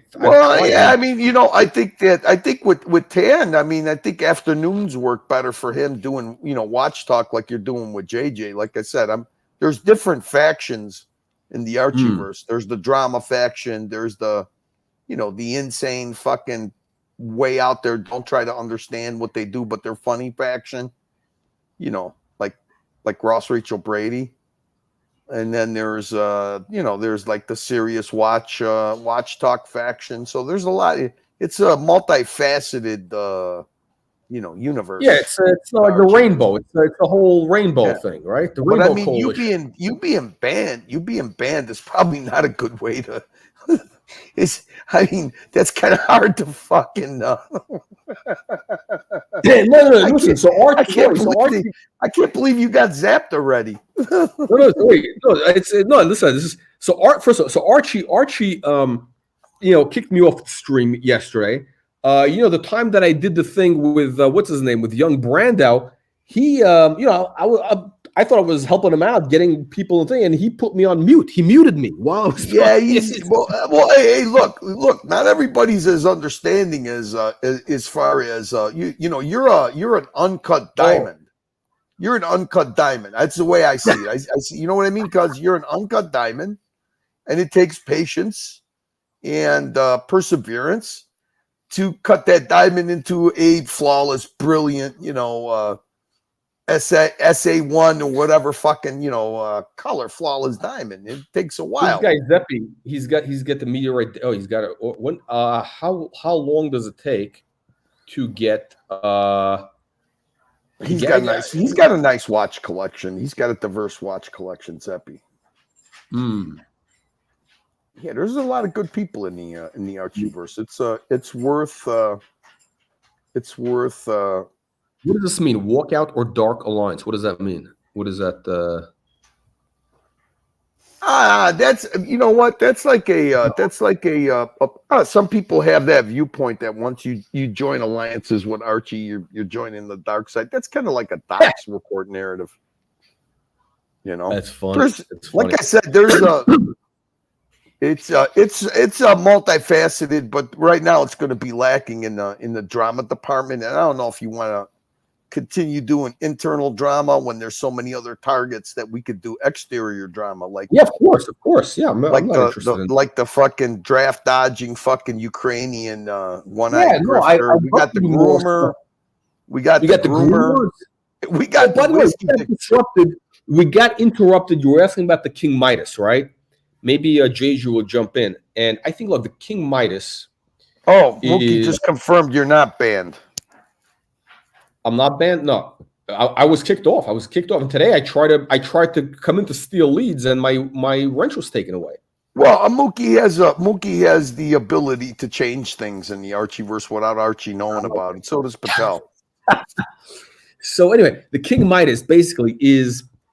I think it's a shitter watch. It was sort of like a misdesign. Kind of fitting for a groomer type person, isn't it? It is. It's it's the type of watch that like a porn director in the 70s would wear or something. Exactly, a guy like Jack Horner from Boogie Nights would wear that watch.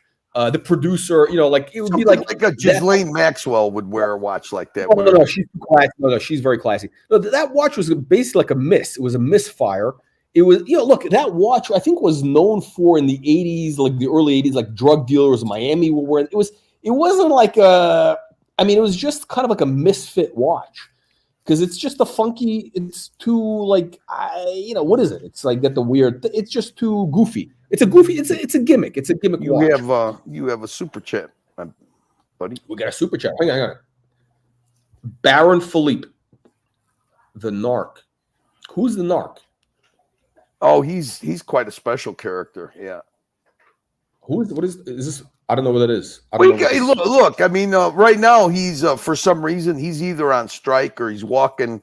I think he took what do they call it? When people do that off the grid. He went off the grid. He's on Vernado Beach in Australia. So he went off grid on Vernado Beach. So he might not be that much of a. But let's read what did he say? What did he want to know? See, I'm in this mold where you pay like special attention to super chats. I mean, that doesn't mean that you have to. I've got. I don't know what this. I don't know. This is for me. I don't know. Yeah, Colonel, should the Narc come back, or has he followed his dreams to be part of the Pilates instructors? Yeah, he was a strong character in the Archieverse, and then he turned. How could you say serious? Maybe he turned victim. He turned victim. Yeah. When they pull the victim card and all of a sudden it's unexpected, but you really don't get any sympathy for a victim like that. I don't keep track too much of but no, I mean, listen, I'm happy to do stuff on Tim, on what's his name, on Artem. On there's such a delicious. We got Teddy Baldassari also. But I mean, there's such a delicious drama going on right now because. Just imagine this, okay? You got two grifters, you got two hustlers, but one guy has years and years of more experience grifting, okay? And these two guys got together and they commiserated for their own benefits.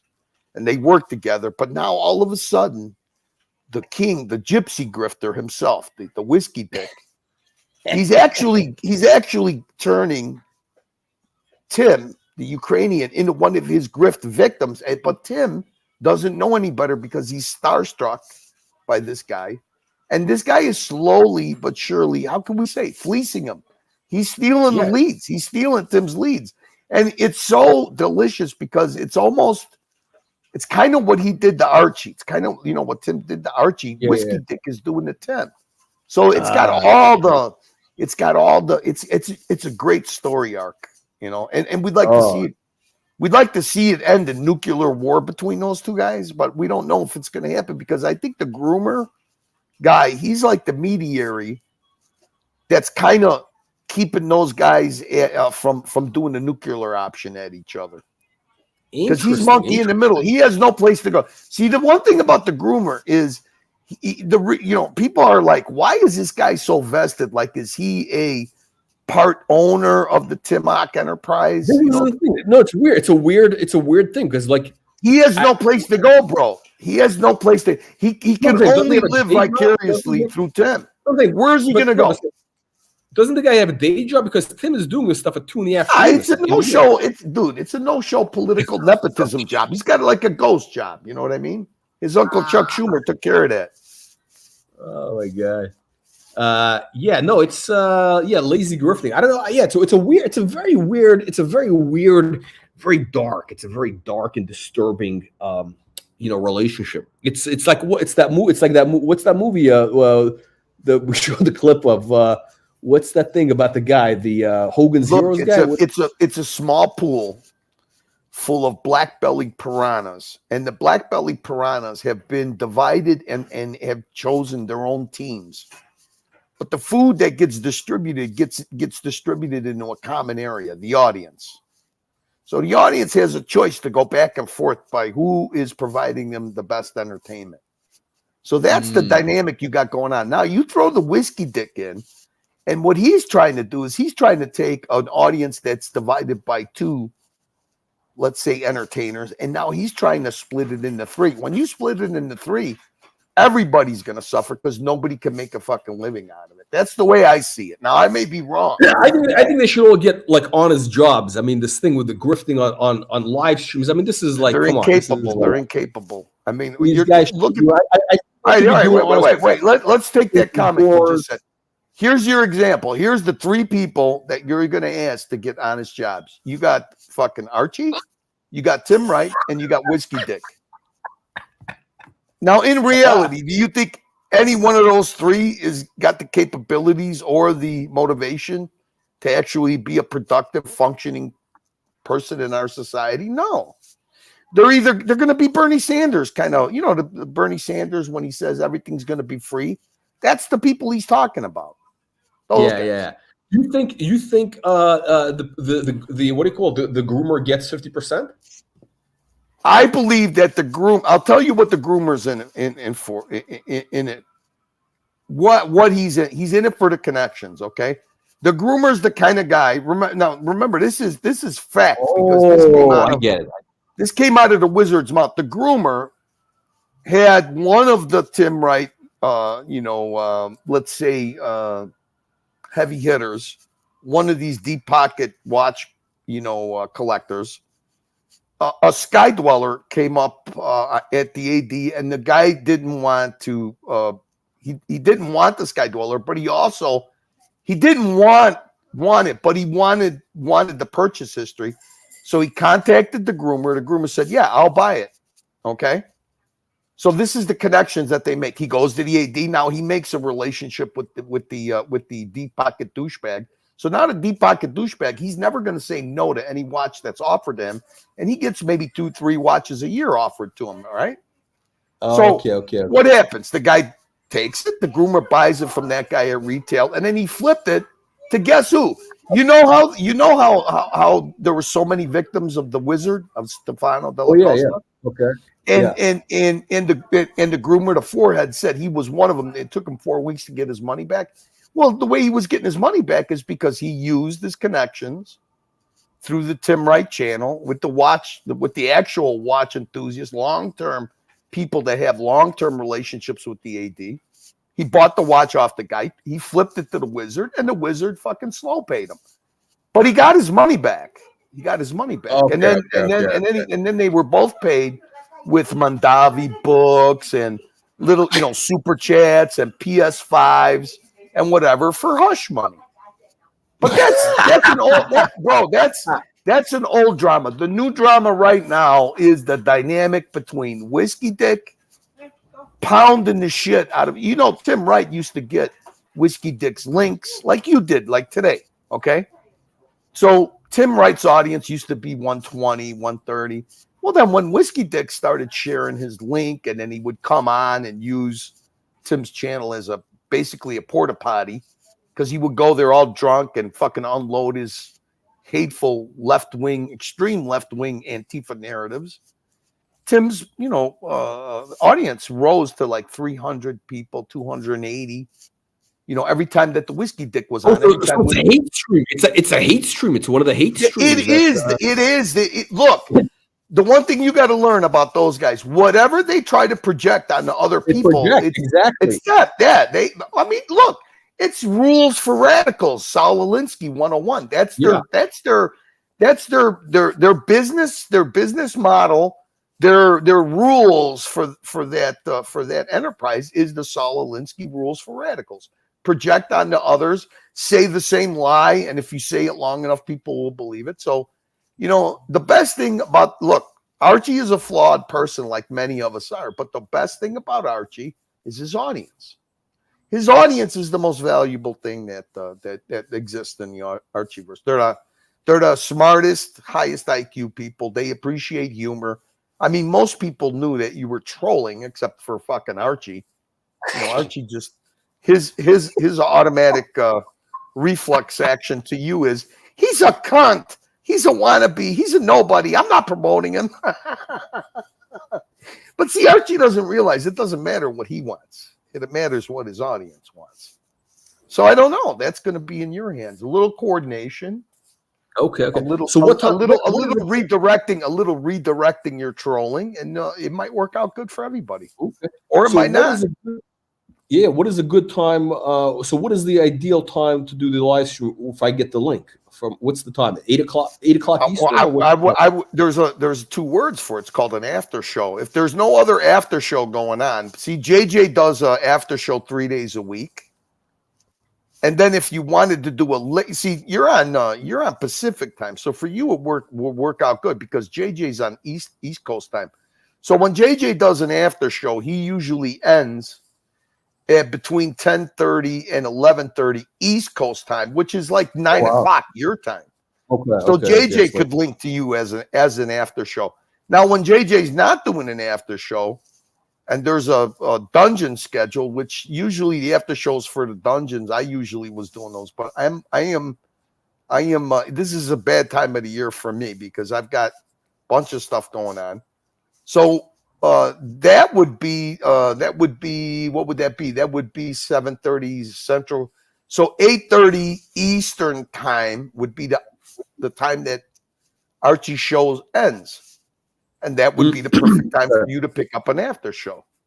See, now the thing is once he relinquishes the audience, see, here was Archie's big fault, is he always looked at it as people are stealing my leads. No, I don't believe in that. I never believed in that. What I believe in is if you provide good content and you pay attention to your chat, you read your chat, you talk to your audience, if they're entertained, they'll tip you, like a good stripper. Right. So that's an after show. Now, if you want to do that, or if you want to be, if you want to be what do you say, cowboy, and you want to run the Wild Wild West, you could do whatever you want. It's your fucking channel. But with a little coordination, I mean, people are willing to help. With a little coordination, and the main thing is that everybody enjoys driving Tim and the forehead, the groomer, and Whiskey Dick fucking insane. They love it. As far as I know, they love it. I mean, when I do shows and I concentrate on those guys, sometimes I do shows for 5 hours and all I do is comment on the insane bullshit and lies that they do. I mean, if you think that Tim Wright is an actual watch enthusiast and he actually has watch knowledge, you're out of your fucking mind. I mean, when he goes to Watches and Wonders and he holds, a Grubel Force or a FB Jordan in his hand, what he does is he goes, ooh, wow, amazing. Wow. Look at the balance, cock. Oh, look at the guilloche. Oh, look at the finishing. Oh, ooh, that's what he does. Wow. And obviously the people that are in the Archieverse that have been long time watch enthusiasts and collectors, they know that. But look, people need a place to flex their watches. People need a place to congregate, and the choices right now, as far as live streams go, are Archie and Tim for like variety / circus / some bit of watch knowledge, and then you got JJ who actually runs a really fucking tight, good watch content channel where a lot of people go for actual straight up watch content. So there's a little bit of everything for everybody, but hey, watch talk with an attitude. That's what I see you doing if you want. I mean, that's up to you. Now, look, trying to organize stuff and trying to fucking get business plans launched off the ground. It's going to be failure to launch every time because people got really short attention spans. So. But listen, my friend, I have to run. The guys that you want to, look at. It's kind of funny. You got another thing that's going on right now. Tim Wright kicked off a new UK watch community, right? Okay. No, okay. The UK watch community. Look, between Whiskey Dick, Tim Wright's channel, and Tim Wright's satellite channel, the UK watch community. I think you could find enough material to really, really troll and have some fun with. But that's up to you. I mean, I would think that I would like to see you. I would like to see you on a panel on Archie's show for sure. Maybe. Yeah, that might be a little difficult, but no, listen. Hey! The one thing about Archie never burns a bridge. Archie never burns a bridge. I mean, he's butted heads with everybody, including me. Never burns a bridge. Archie's always open to good panelists and good content. And you provide in my opinion, you provide some fresh. You're fresh. You're the new kid on the block. You're fresh. You know what I mean? We tried this. Yeah. But I mean, you don't seem like the kind of guy that anybody's going to get over on, and that's the whole point of it.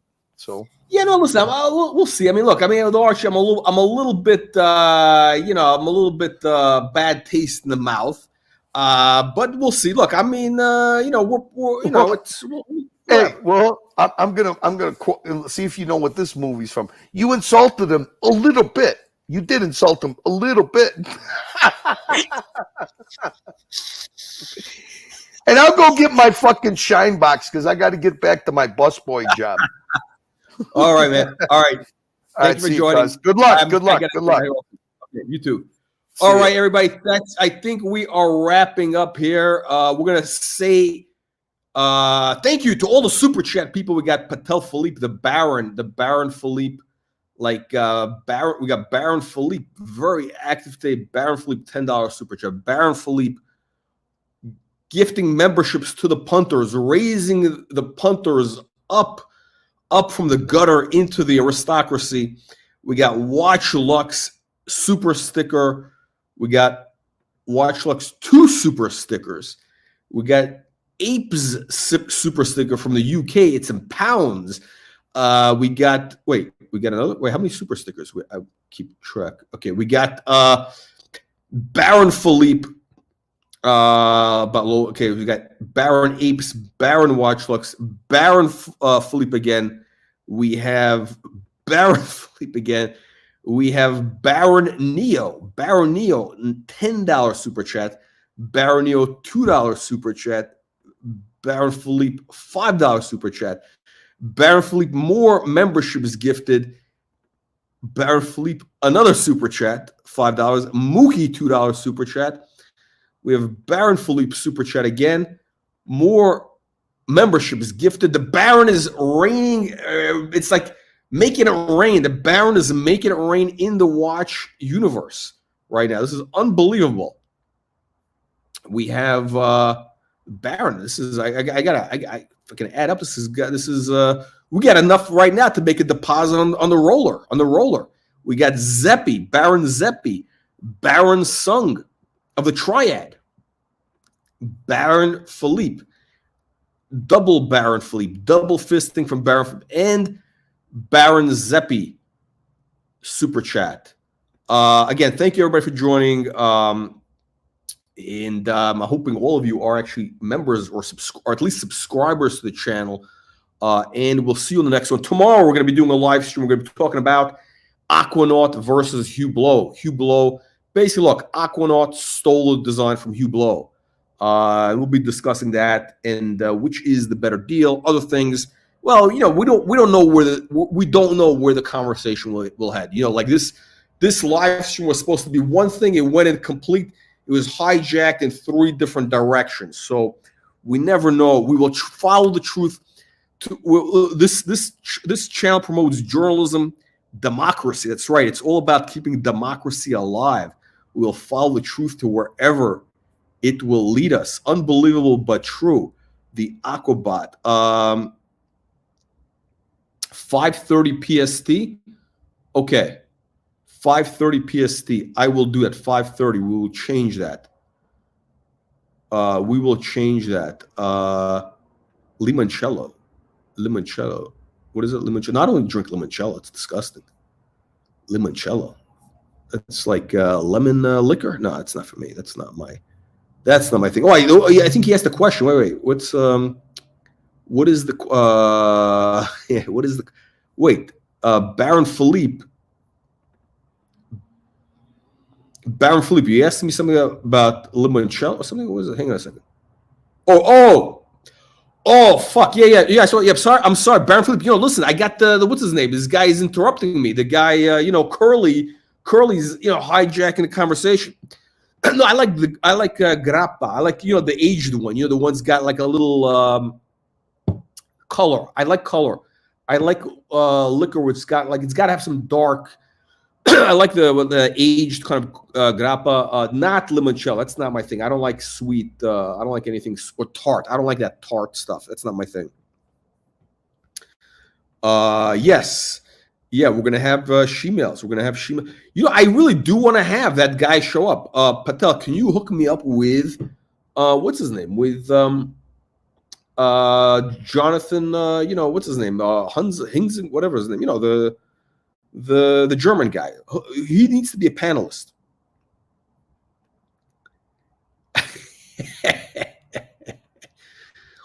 VLC. I don't know. What is a VLC media player? What is this?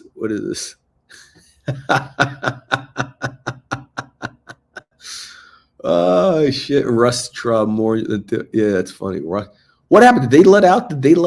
What's his name? That guy.